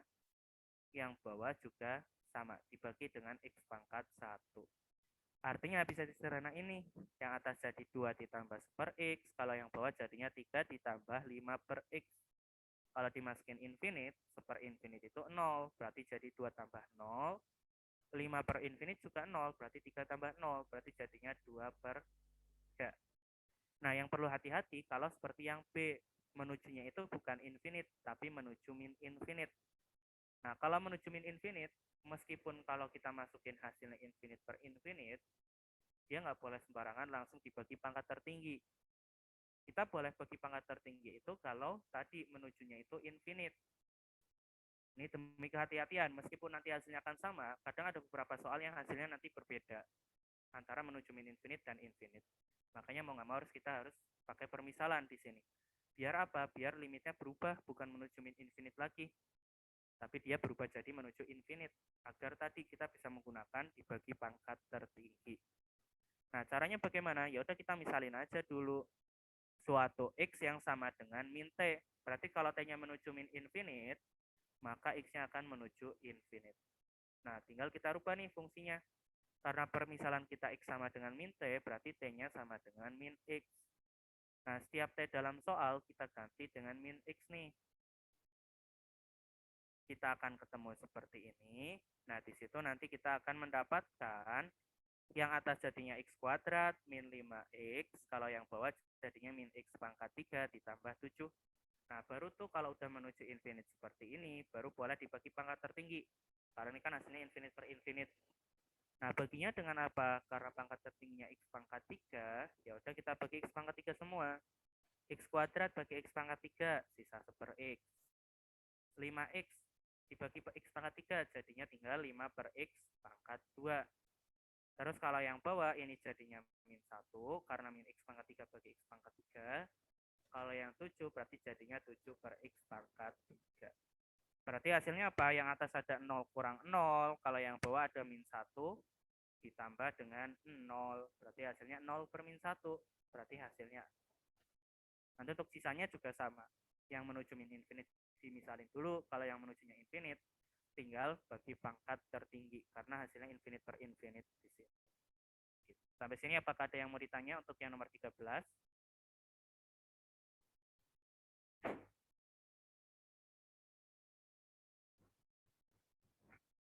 Belum ada. Oke, kalau belum ada nanti sisanya dari C ke F-nya sama kayak tadi, buat latihan di rumah. Karena kalau kita bahas semua waktunya akan cukup. Karena bahasan kita hari ini agak banyak. Nah, sekarang kita ke yang nomor 14. Nah, untuk yang nomor 14, dia yang ditanya itu bukan limit menuju infinite atau limit menuju min infinite. Tapi yang ditanya itu adalah hasilnya. Hasilnya plus infinite atau min infinite sih. Nah, sebenarnya sama aja kayak menghitung limit biasa. Kita tinggal masukin dulu aja. Kalau yang A nih, 2-nya dimasukin. Kalau yang atas mah 2 plus atau 2 min nggak berpengaruh. Ya cukup masukin 2 aja. Nah, yang agak berpengaruh itu nanti kalau yang di penyebut di sini. Nah, kita harus tetap perlihatkan dia pakainya 2 plus. Karena apa? Karena kalau yang bawah jadinya 0 nih. Nah, 0 itu yang agak berbahaya. Tadi ada 0 plus, ada 0 min. Nah, kalau 2 plus kurang 2 jadinya apa tuh? Berarti kan jadinya nanti di sini ada nolnya 0 plus, karena 2 plus itu 2, sekian. Dikurangi 2 kan berarti positif. Nah, berarti karena 2 per 0 plus, berarti jadinya plus infinite. Karena di situ positif per positif. Nah, sekarang kalau yang P, sama kayak tadi tinggal kita masukin. Kalau yang atas sih aman, jadinya nanti 16 biasa. Karena dia cuma T kuadrat aja. Nah, yang bawah ini agak berbahaya, harus kita tetap masukin min atau plusnya. 4 min dikuadratin, jadinya apa sih? Jadinya nanti ada 16. 16-nya 16 min. Kenapa 16 min? Padahal kan dikuadratin, harusnya kan positif gitu ya. Karena di sini negatif positifnya itu bukan tanda ya, dalam 4 ini. Tapi dia itu nanti pendekatan di situ. Karena 4 dari kiri itu kan 3, sekian. Kalau kita kuadratin, hasilnya kan masih kurang dari 16 kan. Makanya di situ pakainya 16 min. Nah, berarti kalau kita hitung, jadinya nanti ada 16 per 0 min. Karena apa? Penambah di sini lebih kecil daripada pengurangnya. Ya udah, berarti karena 16 per 0 min, berarti jadinya min infinite. Begitu pula untuk yang C. Kalau yang atas sih nggak masalah, jadinya pi kuadrat. Nah, yang bawah, cos pi itu apa sih? Cos pi itu min 1. Cuman karena dari kiri, berarti di sini nanti satunya itu 1, min satunya itu min 1 negatif. Atau min 1 dari kiri. Nah, min 1 dari kiri, ini kan kalau yang bawah jadinya 0 nih. Cuman 0-nya 0 plus atau 0 min. Nah, min 1 dari kiri itu kan dia min 1, sekian ya. Karena di situ kalau di sebelah kirinya min 1 kan ya di sini. Ini kan min 1, sekian. Min 1, sekian ditambah 1. Ya udah, berarti dia masih negatif. Berarti dia karena positif per negatif, hasilnya negatif infinite. Gitu. Sampai sini dulu untuk yang ABC, apakah ada yang mau ditanya?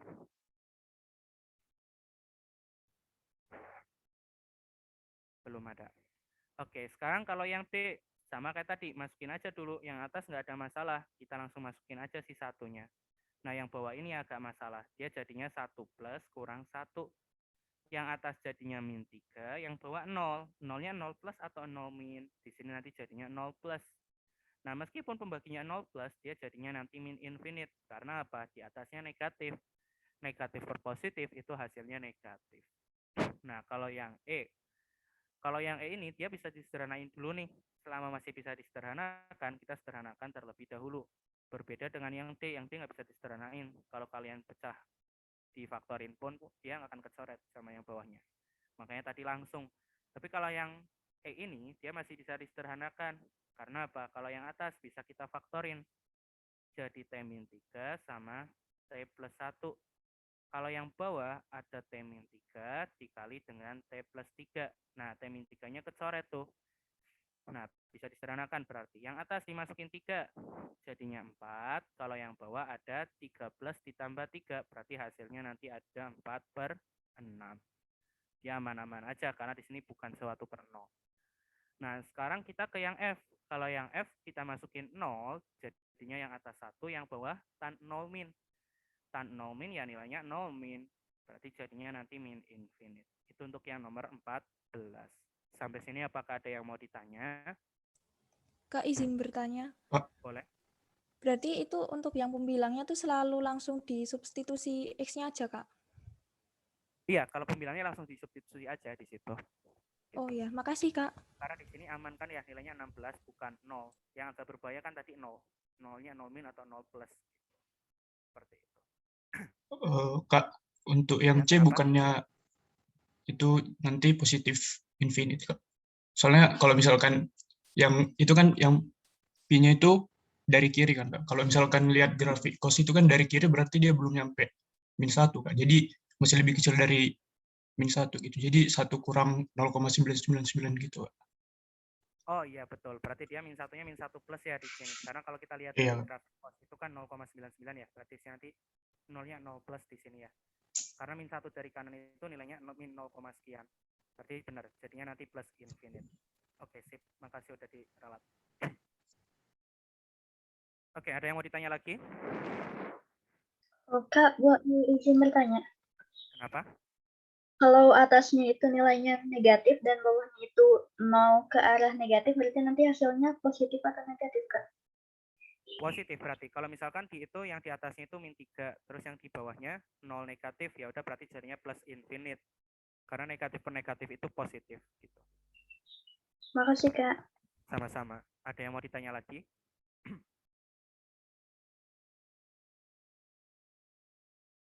Belum ada. Oke, untuk yang nomor 15 kalian coba kerjain sendiri ya, karena ini soal pengayaan. Nah, yang akan saya tekankan nanti di yang nomor 16 di sini. Karena di sini ada materi baru, yaitu tentang asimtot datar dan asimtot tegak. Nah, cara mencari asimtot datar dan asimtot tegak itu bagaimana sih caranya? Nah, caranya di sini untuk yang nomor 16, kita coba dari yang A dulu di sini. Untuk yang A di sini ada suatu fungsinya berupa fx yang sama dengan, di situ ada x kuadrat dibagi 4 min x kuadrat. Nah, kita cari dulu si asimtot datarnya. Untuk mencari asimtot datar, kita cari limit x menuju infinite dan limit x menuju min infinite dari si fungsi tersebut. Nah, itu cara untuk mencari asimtot tegak. Nah, kalau misalkan hasilnya sama, ya udah berarti asimtot tegaknya cuma satu yang sama tersebut. Tapi kalau hasilnya berbeda, berarti dia nanti asimtot tegaknya ada 2 buah yang berbeda tersebut. Berarti misalkan yang atas hasilnya 1, yang bawah min 1. Ya udah berarti asimtot tegaknya, asimtot datarnya ada 2. Y sama dengan 1 dan Y sama dengan min 1. Berarti kalau berbeda berarti asimtot datarnya 2. Kalau sama, misalkan sama-sama 1 nih. Ya udah berarti asimtot datarnya cuma 1 buah, yaitu Y sama dengan 1 tersebut. Dengan syarat hasil limitnya itu nggak boleh infinite atau min infinite. Kalau hasilnya infinite atau min infinite itu akan gugur, nggak jadi asimtot datar. Artinya apa? Misalkan yang atas hasilnya 1, yang bawah hasilnya infinite. Berarti yang jadi asimtot datar cuma Y sama dengan 1. Yang Y sama dengan infinite dia nggak jadi. Nah, kita coba cek dulu di sini hasilnya bagaimana sih untuk yang soal ini. Untuk yang pertama, ini bisa langsung dibagi pangkat tertinggi, karena di situ infinite per infinite. Kita bagi aja dengan x kuadrat. Hasilnya kan akan seperti ini ya. Berarti hasilnya 1 per 0 kurang 1, berarti jadinya min 1. Nah, ini berarti jadi asimtot datar. Ini asimtot datar yang pertama. Nah, sekarang kalau yang menuju infinite, hasilnya infinite per infinite. Cuman kan tadi nggak boleh langsung bagi pangkat tertinggi ya. Harus dimisalin dulu. Nah, saya misalin dulu aja. Di sini nanti Y-nya sama dengan min X. Artinya apa? Di sini nanti fungsinya akan tetap nih. Kenapa tetap sih? Karena kalau di sini Y sama dengan min X, berarti X-nya kan sama dengan min Y. Kalau di sini kita ganti dengan min Y dikuadratin kan ya tetap Y kuadrat ya. Nah, artinya apa? Nanti hasil limitnya kebetulan akan sama. Nah, karena sama berarti asimtot datarnya cuma 1 buah, yaitu Y sama dengan min 1 tersebut. Tapi kalau misalkan berbeda, berarti dia itu nanti ada 2 buah. Gitu. Nah, sekarang kalau asimtot tegak. Cara mencari asimtot tegak, itu kita cari dulu calonnya. Calon asimtot tegak itu adalah membuat 0 dari penyebut di sini. Pembuat 0 dari penyebutnya apa di sini? Dia ada X sama dengan 2 dan X sama dengan min 2 ya. Nah, tapi ini baru calon. Kita harus cek dulu limit menuju 2 sama limit menuju min 2-nya. Karena syarat asimtot tegak itu ketika kita limitkan menuju si calon tersebut, dia nilainya harus berupa infinite atau min infinite. Jadi kalau hasilnya ternyata nanti berupa bilangan yang terbilang, bukan infinite atau min infinite, berarti dia nggak jadi asimtot tegak, cuma jadi calon doang. Nah, kebetulan kalau kita cek limit menuju 2 nih, ini kan hasilnya nanti 4/0 tuh. Nah, tadi kan kalau sesuatu per 0 agak bahaya, kita cek aja salah satu limit kiri atau kanannya. Kalau salah satunya udah infinite atau min infinite, dia udah jadi asimtot tegak. Nah, di sini kalau kita cek, jadinya nanti ada 4/4 dikurangi 4 min. Berarti jadinya 4/0 plus, berarti hasilnya nanti di sini ada hasilnya plus infinite. Nah, karena limit kirinya aja udah infinite, berarti dia udah otomatis yang X sama dengan 2 itu jadi asimtot tegak. Karena kebalikan dari yang tadi, kalau asimtot tegak itu hasilnya harusnya salah satunya atau limit kiri limit kanannya harusnya plus atau minus infinite. Sekarang kita cek kalau yang X sama dengan min 2. Kalau yang X sama dengan min 2, kita masukin sama-sama nih jadi 4/0. Nah, tadi kan kalau per 0 agak bahaya, berarti kita cek salah satunya, misalkan limit kirinya. Ya jadinya 4/4 dikurangi 4 plus, berarti jadinya 4/0 min. Berarti hasilnya min infinite. Nah, ini berarti juga jadi asimtot tegak. Berarti asimtot tegaknya ada 2, yaitu X sama dengan 2 dan X sama dengan min 2. Kalau asimtot datarnya cuma 1. Nah, sekarang kalau yang B. Kalau yang B di sini ada suatu fungsinya berupa KX yang sama dengan berupa X min 1 per. Di sini ada X kuadrat min 5X. Terus di situ ada plus 4. Sama kayak tadi, cari dulu aja asimtot datarnya. Nah, tadi untuk mencari asimtot datar, kita cek limit menuju infinite sama limit menuju min infinite-nya. Nah, di sini fungsinya kan sebenarnya masih bisa disederhanakan ya, karena apa? Yang bawah bisa difaktorin. Seperti ini. Nah, ini kan dia nanti X min 1-nya kecoret tuh, baru kita masukin infinite, jadinya per infinite atau 0. Nah, jadi pencoretan seperti ini cuma boleh di dalam limit ya, jangan kalian coret pas di sini. Kalau masih dalam bentuk fungsi itu nggak boleh langsung dicoret, karena apa? Nilainya masih mungkin 0. Tapi kalau dalam limit, karena limit itu suatu pendekatan, limit itu kan suatu pendekatan ya, berarti nggak di situ nggak akan pas di 0-nya, makanya boleh dicoret kalau di limit. Tapi kalau dalam bentuk asli dia nggak boleh dicoret. Nah, nanti kalau menuju min infinite-nya bagaimana? Ya udah sama aja kayak tadi, kita coret dulu. Nah, kalau kita masukin, hasilnya kan bukan infinite per infinite, berarti nggak perlu pakai permisalan ya. Langsung aja dimasukin. Seper min infinite, juga hasilnya 0. Nah, karena sama-sama 0, berarti asimtot datarnya cuma ada 1, yaitu Y sama dengan 0. Dia nggak selalu ya, cuma 1, kadang ada beberapa soal juga yang nilai limitnya berbeda. Kalau berbeda ya berarti di sini nanti ada 2 buah asimtot datarnya. Nah, sekarang kalau asimtot tegaknya. Kalau asimtot tegaknya, kita cari calonnya dulu, membuat 0 dari penyebut. Tadi kan penyebutnya udah bisa difaktorin tuh. Berarti calonnya ada 2 buah. X sama dengan 1 dan X sama dengan 4. Nah, kita cek dulu yang X sama dengan 1. Kalau yang X sama dengan 1, kalau kita cek ke dalam persamaan tadi, nah ini kan dia X min 1-nya bisa kecoret nih. Nah, berarti kalau dimasukin 1 jadinya min 1/3, karena tadi syarat asimtot tegak hasilnya harus infinite atau min infinite. Berarti ini gugur, dia nggak jadi asimtot tegak. Kalau yang 4 bagaimana? Sama kita cek. Nah, ini X min 1-nya kecoret lagi. Kalau kita masukin 4, agak bahaya nih, jadinya 1/0. Berarti kita cek salah satu kiri atau kanannya. Misalkan saya ngeceknya limit kirinya. Dia nanti jadinya di situ 1/0 min, berarti hasilnya min infinite. Nah, ini baru jadi asimtot tegak. Berarti untuk yang soal ini, asimtot datarnya 1, asimtot tegaknya juga cuma 1, yaitu X sama dengan 4. Gitu. Nah, untuk 2 buah contoh ini yang asimtot tegak dan asimtot datar, apakah ada yang mau ditanya?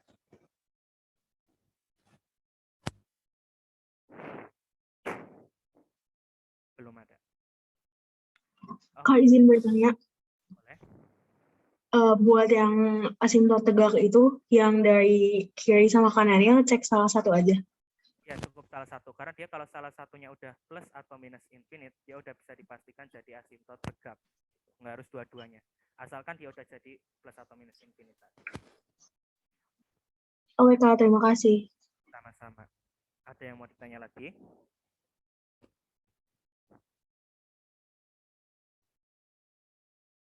Belum ada.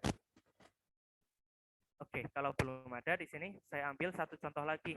Contoh yang asintot datarnya ada 2 buah. Di sini ada yang nomor D.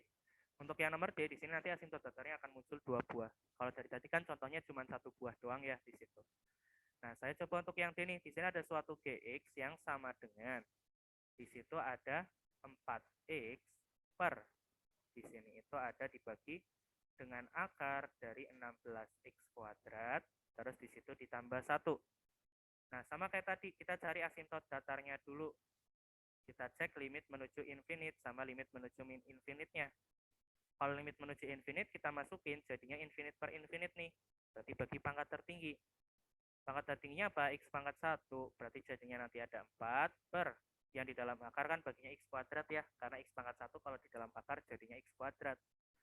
Berarti jadinya nanti ada 16 ditambah 1 per X kuadrat. Atau hasilnya 4 dibagi akar 16. Berarti hasilnya 1. Nah, ini asintot datar yang pertama.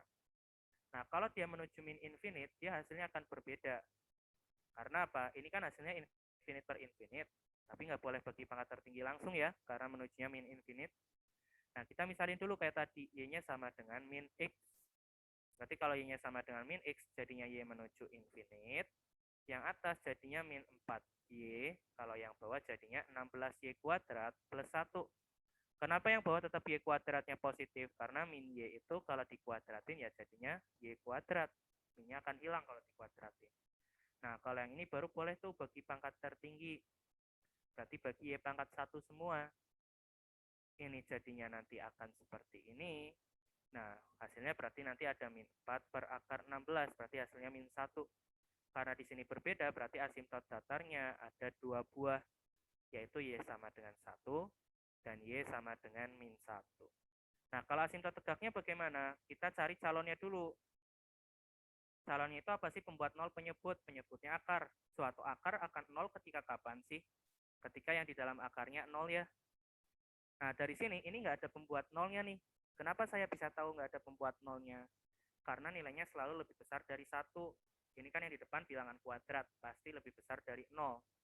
Apalagi ditambah 1. Kalau lebih besar dari 0 ditambah 1 ya pasti lebih besar sama dengan 1. Artinya mungkin 0 nggak tuh? Nggak mungkin kan ya, karena selalu lebih besar dari 1. Ya udah berarti karena calonnya nggak ada, berarti dia nanti dapat kita simpulkan tidak punya asintot tegak. Karena calonnya aja udah nggak ada. Seperti itu. Tapi kalau misalkan calonnya ada, terus kita cek nggak jadi asintot tegak, juga sama ya, berarti dia nggak punya asintot tegak. Sampai sini apakah ada yang mau ditanya?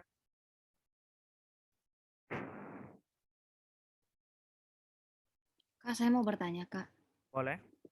Itu untuk yang asintot tegak yang ini, itu 16X kuadrat tambah 1 kan itu selalu positif ya, Kak? Iya. Oleh karena itu kita simpulkannya nggak ada A tegak. Iya, nggak ada asintot tegaknya. Karena apa? Calon asintot tegak itu apa sih? Pembuat nol dari penyebut kan? Penyebutnya ini mungkin nol nggak sih? Nggak mungkin kan ya? Karena tadi Oh nilainya selalu iya. lebih besar dari 1. Nah, karena calonnya aja udah nggak ada, ya udah berarti asintotnya nggak ada, asintot tegaknya gitu. Berarti ya fungsinya fungsi yang biasa aja, nggak ada asintot tegaknya. Oh baik, Kak. Terima kasih, Kak. Sama-sama. Nah, sekarang ada yang mau ditanya lagi? Belum ada. Oke, kalau belum ada kita masuk ke bahasan tentang kekontinuan. Nah, untuk kekontinuan itu, suatu fungsi itu akan kontinu di X sama dengan C jika memenuhi 3 buah syarat berikut. Yang pertama itu Fc-nya itu ada. Yang kedua, limit X menuju C dari Fx-nya juga harus ada. Dan yang ketiga, di sini itu nanti limit X menuju C dari Fx-nya harus sama dengan si Fc-nya juga. Nah, untuk mengecek Fc-nya ada atau enggak bagaimana? Yaitu untuk mengeceknya itu kita harus cek dulu apakah X sama dengan C itu termasuk anggota domain di sini. Kalau misalkan X sama dengan C yang disuruh kita cari itu termasuk anggota domainnya, berarti dapat kita simpulkan itu Fc-nya ada. Jadi Fc itu akan ada kalau si X-nya ada di daerah domainnya. Kalau limitnya ada atau enggaknya bagaimana? Ya tinggal cek limit kiri sama kanan aja di situ. Gitu. Nah, contoh soalnya ada di nomor 17 di sini. Di sini kita disuruh memeriksa apakah fungsi berikut kontinu di X sama dengan 2. Oke, kita lihat dari yang nomor A dulu. Untuk yang A, di sini ada suatu fx-nya, dia berubah X pangkat 3 min cos X dibagi X min 1. Kalau dari sini syarat domainnya itu apa sih? Syarat domainnya itu kan di sini nanti ada X-nya nggak boleh sama dengan 1 ya, karena penyebutnya nggak boleh 0. Nah, berarti dari sini F2-nya ada nggak sih? Ya berarti ada. Kenapa? Karena di sini itu nanti X sama dengan 2 itu ada di domain. Karena apa? X sama dengan 2 kan nggak sama dengan 1 ya. Kecuali di sini diminta dalam soalnya itu X sama dengan 1. Baru nanti F1-nya itu nggak ada. Karena nggak memenuhi syarat domain. Nah, sekarang kita cek ke syarat kedua. Tadi limit kiri sama limit kanannya harus sama. Ya udah kita cek aja limit kirinya. Limit menuju 2 dari kiri. Kalau kita masukin, ini nggak ada masalah apapun. Tinggal kita masukin aja. Karena apa? Dia nggak ada yang jadi 0 nih. Artinya nggak ada 0 plus, nggak ada 0 min. Karena kalau selain 0 itu sebenarnya nggak terlalu berbahaya. Yang bawah dimasukin 2 pun nggak masalah. Karena apa? Ini hasilnya bukan 0. Karena kalau bukan 0, kalau positif ya pasti positif. Kalau negatif pasti negatif. Karena yang berbahaya tadi kan yang 0. Nah, berarti di sini jadinya 8 min cos 2 untuk limit kirinya. Begitu pula limit kanannya. Kalau limit kanannya, di situ nanti hasilnya juga akan sama. Karena tadi apa? Di bawahnya nggak jadi 0 nih. Berarti dia nggak bahaya. Kita masukin 2 plus atau 2 min, hasilnya akan sama. Nah, sekarang kalau yang syarat ketiganya, apakah limitnya sama dengan nilai eksaknya? Ini kan dia udah dapat disimpulkan bahwa limit X menuju 2-nya, berarti itu nilainya ya sesuai dengan yang kita cari tadi kan, karena dia sama, berarti limitnya itu ada, yaitu si 8 min cos 2 tersebut. Nah, karena kita untuk syarat ketiga harus mengecek F2-nya, ya udah kalau F2 ya langsung masukin ke sini aja. Jadinya nanti 8 min cos 2 juga. Ini kan sama saja dengan nilai limit yang kita hitung tadi tuh. Nah, berarti ketiga syaratnya udah memenuhi. Nah, karena ketiga syaratnya dia udah memenuhi, berarti dia dapat kita simpulkan. Jadi si fx-nya itu akan kontinu di X sama dengan 2 tersebut.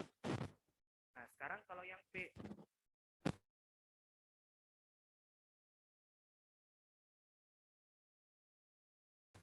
di situ ada X kuadrat min 4 per X min 2.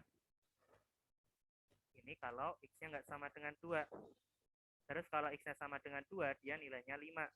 Nah, berarti syarat domainnya itu apa sih? Kalau syarat domainnya, kalau fungsinya cuma yang di atas aja, ini ada syarat domainnya. X nggak boleh sama dengan 2. Nah, masalahnya di sini yang disama dengan 2 udah ketambal nih sama yang pernyataan bawah. Ya udah berarti domainnya cukup X anggota bilangan real. Karena yang tadinya jadi syarat ternyata udah ketambal sama yang bawah. Beda dengan A tadi. Nah, berarti di sini kalau F2-nya ada nggak? F2-nya berarti ada, karena X sama dengan 2 itu ada di domainnya. Karena masih anggota bilangan real kan, X sama dengan 2. Nah, berarti di sini sekarang tinggal kita cek limitnya nih. Kalau limit kiri atau limit kanannya pakai apa sih? Nah, biasanya kan kalau fungsinya bercabang, kalau limit kiri itu pakai yang kurang dari.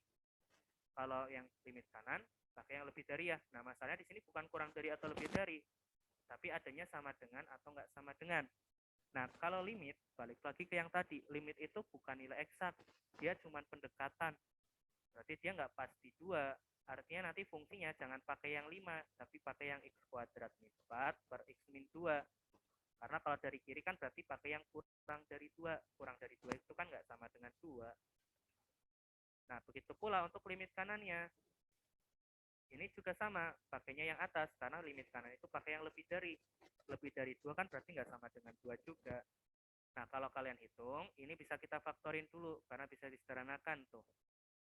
Dia nanti akan ketemunya seperti ini. Nah, X min 2-nya kecoret, dimasukin 2 jadinya 4. Begitu pula yang bawah, dia juga akan 4, karena akan kecoret dan nggak ada yang menjadi 0. Makanya aman-aman aja. Nah, berarti karena nilai limitnya sama, berarti limit X menuju 2 dari si fungsi fx-nya atau hx-nya di situ ada, yaitu sama dengan si 4. Nah, sekarang kita cek nih syarat ketiga. Nilai F2-nya berapa sih? Nah, kalau F2 baru pakai yang 5. 5 tersebut itu sama dengan nilai limitnya enggak sih?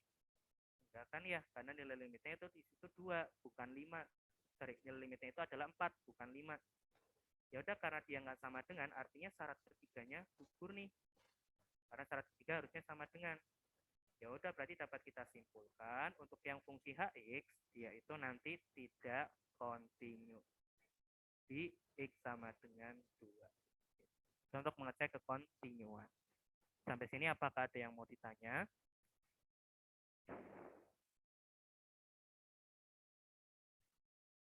Enggak ada. Oke, nah sekarang kita ke yang nomor 18. Di sini disuruh menentukan semua bilangan real di mana fungsi f berikut tidak kontinu. Nah, kita disuruh justru mengeceknya yang mana sih yang nggak kontinu, bukan yang mana yang kontinu. Dan dapatkah kita mendefinisikan nilai fungsi di titik tersebut agar fungsinya menjadi kontinu? Oke, kita ke pertanyaan pertama dulu. Di mana fungsi tersebut tidak kontinu? Tadi salah satu syarat yang nggak kontinu itu kalau nggak memenuhi domain ya. Karena kalau masih memenuhi domain kan di situ nanti di situ jadinya kontinu. Tapi karena yang ditanya yang nggak kontinu, berarti kita lihat yang nggak memenuhi domain itu ketika x berapa aja sih. Kita mulai dari yang A. Dia ada suatu fx yang sama dengan, di sini ada x kuadrat plus x, dibagi di sini nanti ada x kuadrat min 4x plus 5.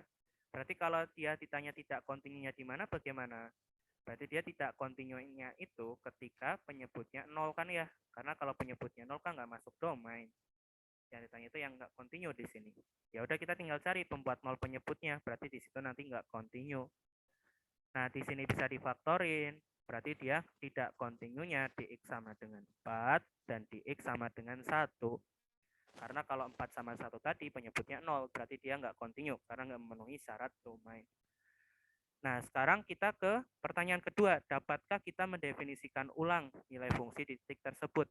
Nah, nilai fungsi dapat didefinisikan ulang biar jadi kontinu, itu kalau kita cek limit di tempat tersebut, dia hasilnya itu masih suatu bilangan yang terbilang. Nah, itu baru bisa didefinisikan ulang. Tapi kalau hasilnya misalkan infinite, min infinite, atau dia bahkan nggak punya limit, berarti di situ nanti tidak bisa didefinisikan ulang. Karena apa? Ya, untuk mendefinisikan ulang, yaitu harus berupa angka. Yang maksudnya definisi ulang tuh seperti yang 5 di sini nih. Ini yang namanya pendefinisian ulangnya, biar dia jadi kontinu. Nah, terus bagaimana dong cara mencarinya? Dia bisa didefinisikan ulang atau enggak? Ya udah, tinggal kita cek masing-masing yang enggak kontinu tadi. Kita cek limit menuju 4-nya. Kalau ternyata dia hasilnya suatu angka, berarti dia bisa didefinisikan ulang. Tapi kalau hasilnya bukan angka, berarti dia itu nanti tidak dapat didefinisikan ulang. Nah, kita cek menuju 4-nya dulu dari fungsi yang kita punya tadi. Nah, Kak, maaf. Ya, kenapa? Itu bukan sama dengan 4, tapi 5. 5 ya, Kak? Oh iya, sorry. Iya 5. Sorry. Ini harusnya min 5 sama min 1. Oke, nah sekarang kita cek berarti di X sama dengan 5 dulu. Nah, di X sama dengan 5 bagaimana tuh? Kalau di X sama dengan 5 berarti limit X menuju 5 dari fungsi yang kita punya tadi. Nah, fungsi yang kita punya tadi itu kan sebenarnya bisa difaktorin tuh yang atasnya. Jadi X dikali X plus 1, kalau yang bawah jadi X tadi min 5 sama ada X min 1 seperti ini. Sorry, ternyata salah lagi. Ternyata salah nulis soal. Ini harusnya min 5.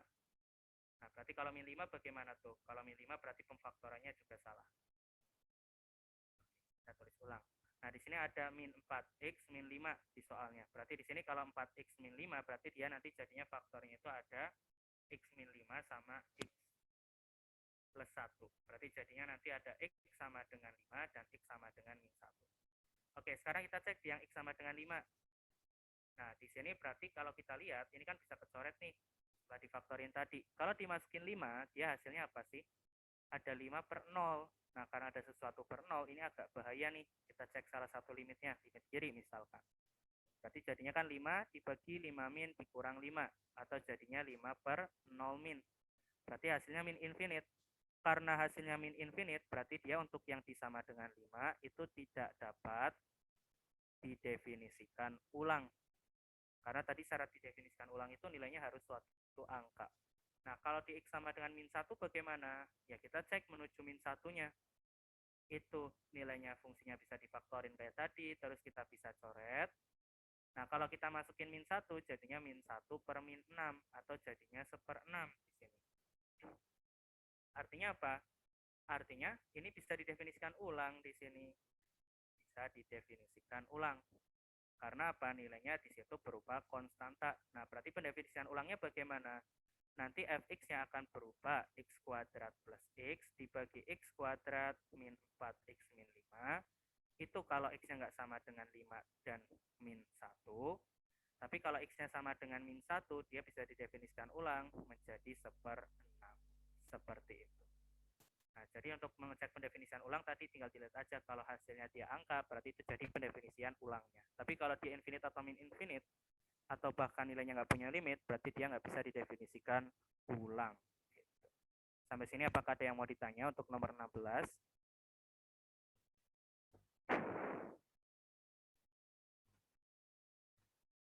Nggak ada. Kak, izin bertanya, Kak. Boleh? Berarti ini kan yang ditanya itu kan apa namanya yang membuat dia tidak kontinu, berarti jawabannya yang 5 ya, Kak, atau gimana? Ya dua-duanya 5 sama min 1 kalau dari soal awal. Tapi kalau dia udah didefinisikan ulang, nanti yang nggak kontinunya tinggal di 5 aja di situ. Ini kan yang ditanya itu di soal awalnya kan, dia nggak kontinunya di mana. Berarti kalau dari soal awalnya berarti nggak kontinunya di 5 sama min 1. Tapi ketika udah didefinisikan ulang, berarti dia nggak kontinunya di mana. Berarti dia cuma di 5 aja. Gitu. Seperti itu. Oh, berarti kita tumpuannya itu tetap ke yang fungsi awal ya, Kak, bukan yang fungsi Iya. setelah didefinisikan ulang. Kecuali di sini pertanyaannya setelah didefinisikan ulang, di manakah dia nggak kontinu. Nah, itu baru kita lihatnya yang setelah didefinisikan ulangnya. Tapi kan dia pertanyaannya di sini dari fungsi f-nya kan, fungsi f awal kan yang ini gitu. Baik, Kak, terima kasih, Kak. Sama-sama. Ada yang mau bertanya lagi?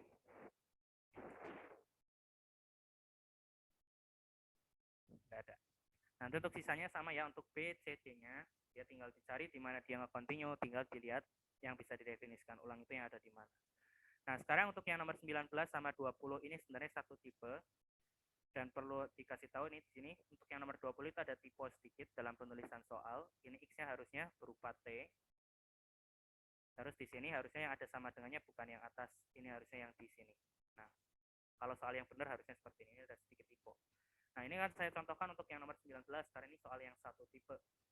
Kita disuruh mengecek atau mencari suatu konstanta A, sehingga dia itu fungsinya itu kontinu di setiap bilangan real. Sebenarnya untuk mencari A di sini, kita cukup mengecek di perbatasannya aja, karena ini dibatasin di X sama dengan 3, berarti kita perlu mengeceknya di X sama dengan 3-nya. Karena apa? Untuk fungsi yang bercabang seperti ini, yang agak rawan gak kontinu itu pas di perbatasan, karena dia limit kiri sama limit kanannya bisa berbeda kalau di perbatasan ini. Nah, tapi karena di sini pengennya kontinu, syarat suatu fungsi kontinu kan tadi ada 3 buah, ini nih yang di atas. Nah, ini sebenarnya bisa disederhanain jadi suatu kalimat, yaitu berupa limit X menuju C dari kiri dari fx-nya harus sama dengan limit X menuju C dari kanan dari fx-nya harus sama dengan fc-nya juga. Nah, ini penyederhanaan dari 3 buah syarat tadi. Karena apa? fc-nya akan terjamin ada ketika kita bisa menghitung yang di belakang ini. Limitnya akan ada ketika kita sudah bisa menghitung yang di depan ini. Dan dia itu nanti syarat ketiganya udah terjamin kalau ternyata semuanya sama dengan. Jadi bisa disederhanakan dalam bentuk seperti ini. Artinya kalau soalnya seperti nomor 9 dan kita perlu mengecek di 3 biar dia jadi kontinu, berarti tinggal kita sama dengan kan 3 buah tadi. Nah, nomor 19 kan di situ fungsinya ada berupa fx yang sama dengan di sini ada berupa 2x kuadrat ditambah 4. Itu kalau di sini x-nya 2x kuadrat ditambah dengan a. Itu kalau misalkan x-nya kurang dari 3. Kalau X-nya lebih besar sama dengan 3, di sini ada bentuknya AX plus 4. Nah, karena tadi agak rawan di 3, berarti kita harus ceknya itu di X sama dengan 3. Karena pengennya kontinu, berarti tadi apa? Limit X menuju 3 dari kiri harus sama dengan limit X menuju 3 dari kanan. Harus sama dengan si F3-nya juga di sini. Nah, kalau limit X menuju 3 dari kiri, pakai yang mana sih? kita pakai yang atas di sini. Karena kita pakai yang kurang dari, karena dari kiri. Nah, sekarang kalau yang dari kanan, berarti pakai yang bawah. Karena di situ pakai yang lebih dari. Nah, tinggal kita hitung masing-masing. Kalau 3-nya dimasukin, 2 dikali 3 kuadrat, atau 2 dikali 9, berarti jadinya 18, ditambah dengan A. Kalau yang tengah, jadinya nanti ada 3A plus 4. Nah, terus kalau yang F3-nya pakai yang mana? F3 itu pakai yang ada sama dengannya, berarti pakai yang bawah lagi. Berarti jadinya nanti ada 3A plus 4. Nah, dua buah ruas ini udah sama, tinggal kita sama dengankan dengan yang di kirinya. Nah, tinggal kita sama dengankan di situ yang punya A dikumpulin ke satu ruas, jadinya sisa 2A. Yang nggak punya A ke ruas yang lain, jadinya 14. Berarti A-nya akan ketemu 7. Berarti agar fungsinya kontinu, A-nya itu harus sama dengan 7 di sini. Seperti itu. Nah, nanti kalau soalnya kayak nomor 20 bagaimana untuk mencari A sama B-nya? Ya, berarti diceknya di dua tempat ya, karena di sini ada pembatasnya 0 sama 2. Berarti yang perlu kalian cek itu di T sama dengan 0 dan T sama dengan 2. Itu untuk mencari si A sama B-nya. Sampai sini apakah ada yang mau ditanya?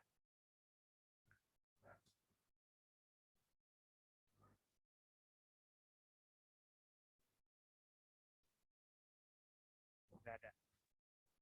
Kak, saya izin bertanya, Kak. Boleh? Kalau misalnya untuk 20 itu kan dia ada kayak 3 situasi gitu. Itu kalau di sini kan kita bisa sama dengan kan yang tadi 18 tambah A sama dengan 3A tambah 4. Kalau untuk yang 3 kasus ini bagaimana nanti, Kak? Ya, tinggal dilihat dari yang T sama dengan 0, dia ada dapat suatu persamaan sendiri. Di T sama dengan 2 juga dapat suatu persamaan sendiri kan? Nanti kalau misalkan dia belum dapat A sama B-nya, ya bisa dieliminasi atau disubstitusi. Juga bisa kan? Karena ada dua buah persamaan di situ. Gitu. Baik, Kak. Terima kasih, Kak. Sama-sama. Ada yang mau bertanya lagi?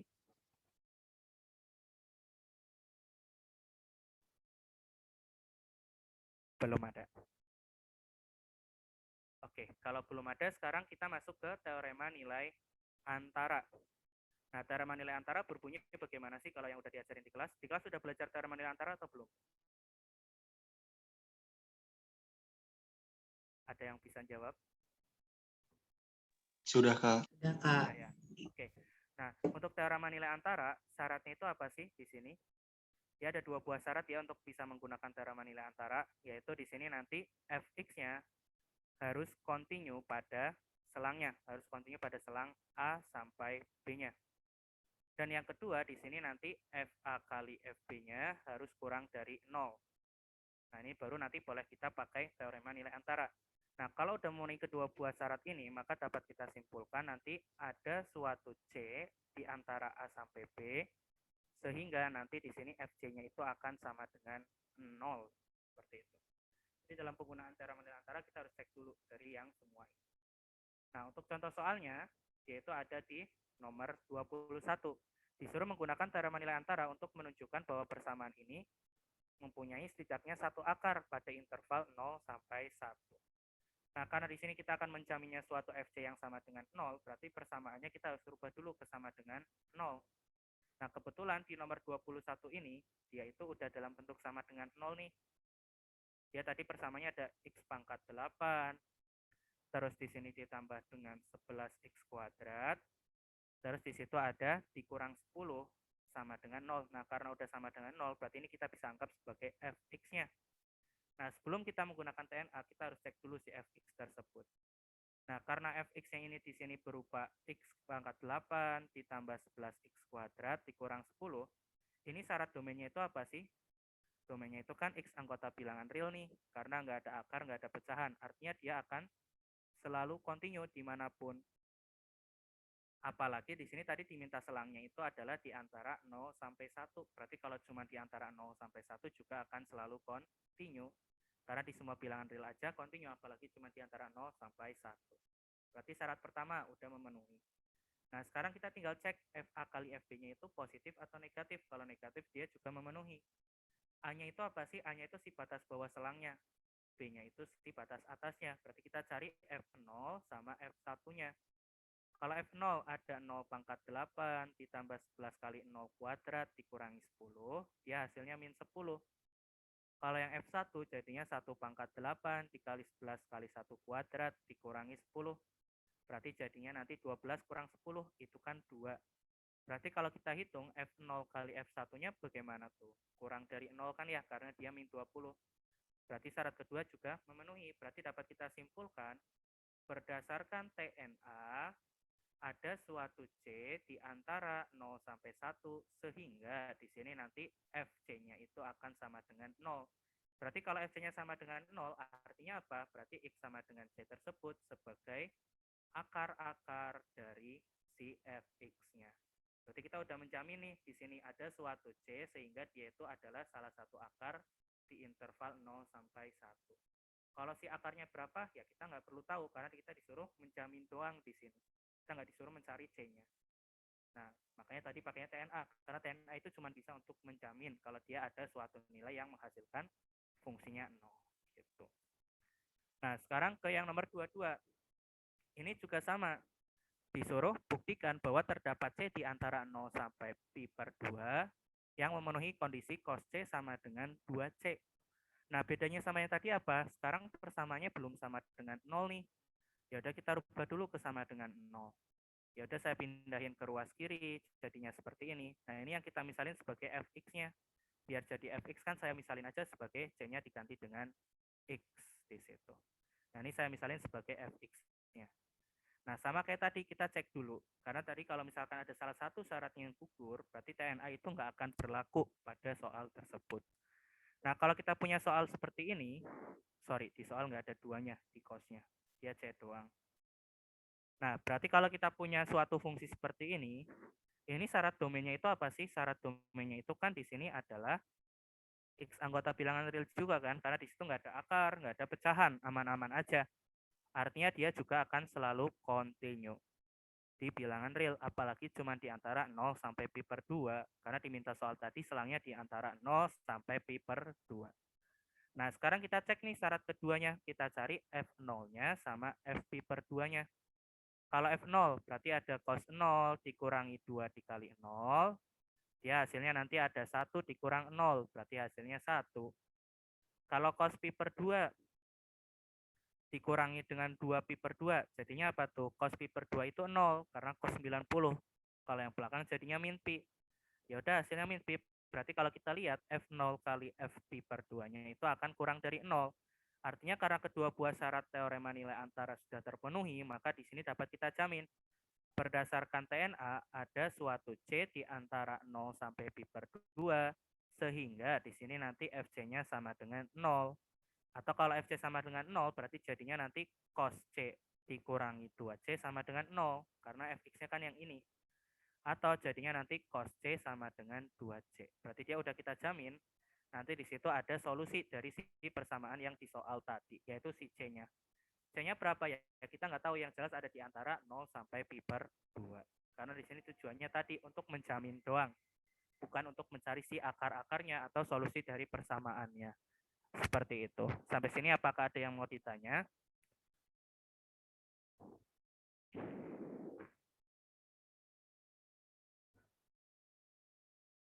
Belum ada. Oke, kalau belum ada untuk bahasan tutorial hari ini berarti cukup sampai di sini dulu, karena kebetulan jam tutorial kita juga udah habis dan soal bahasan kita juga udah habis. Sisanya tinggal soal-soal pengayaan yang belum kebahas. Seperti itu. Nah, berarti untuk yang hari ini kita cukupkan dulu sampai di sini. Untuk yang belum absen bisa kirim nama sama NIM-nya ke kolom chat ya, seperti yang lain.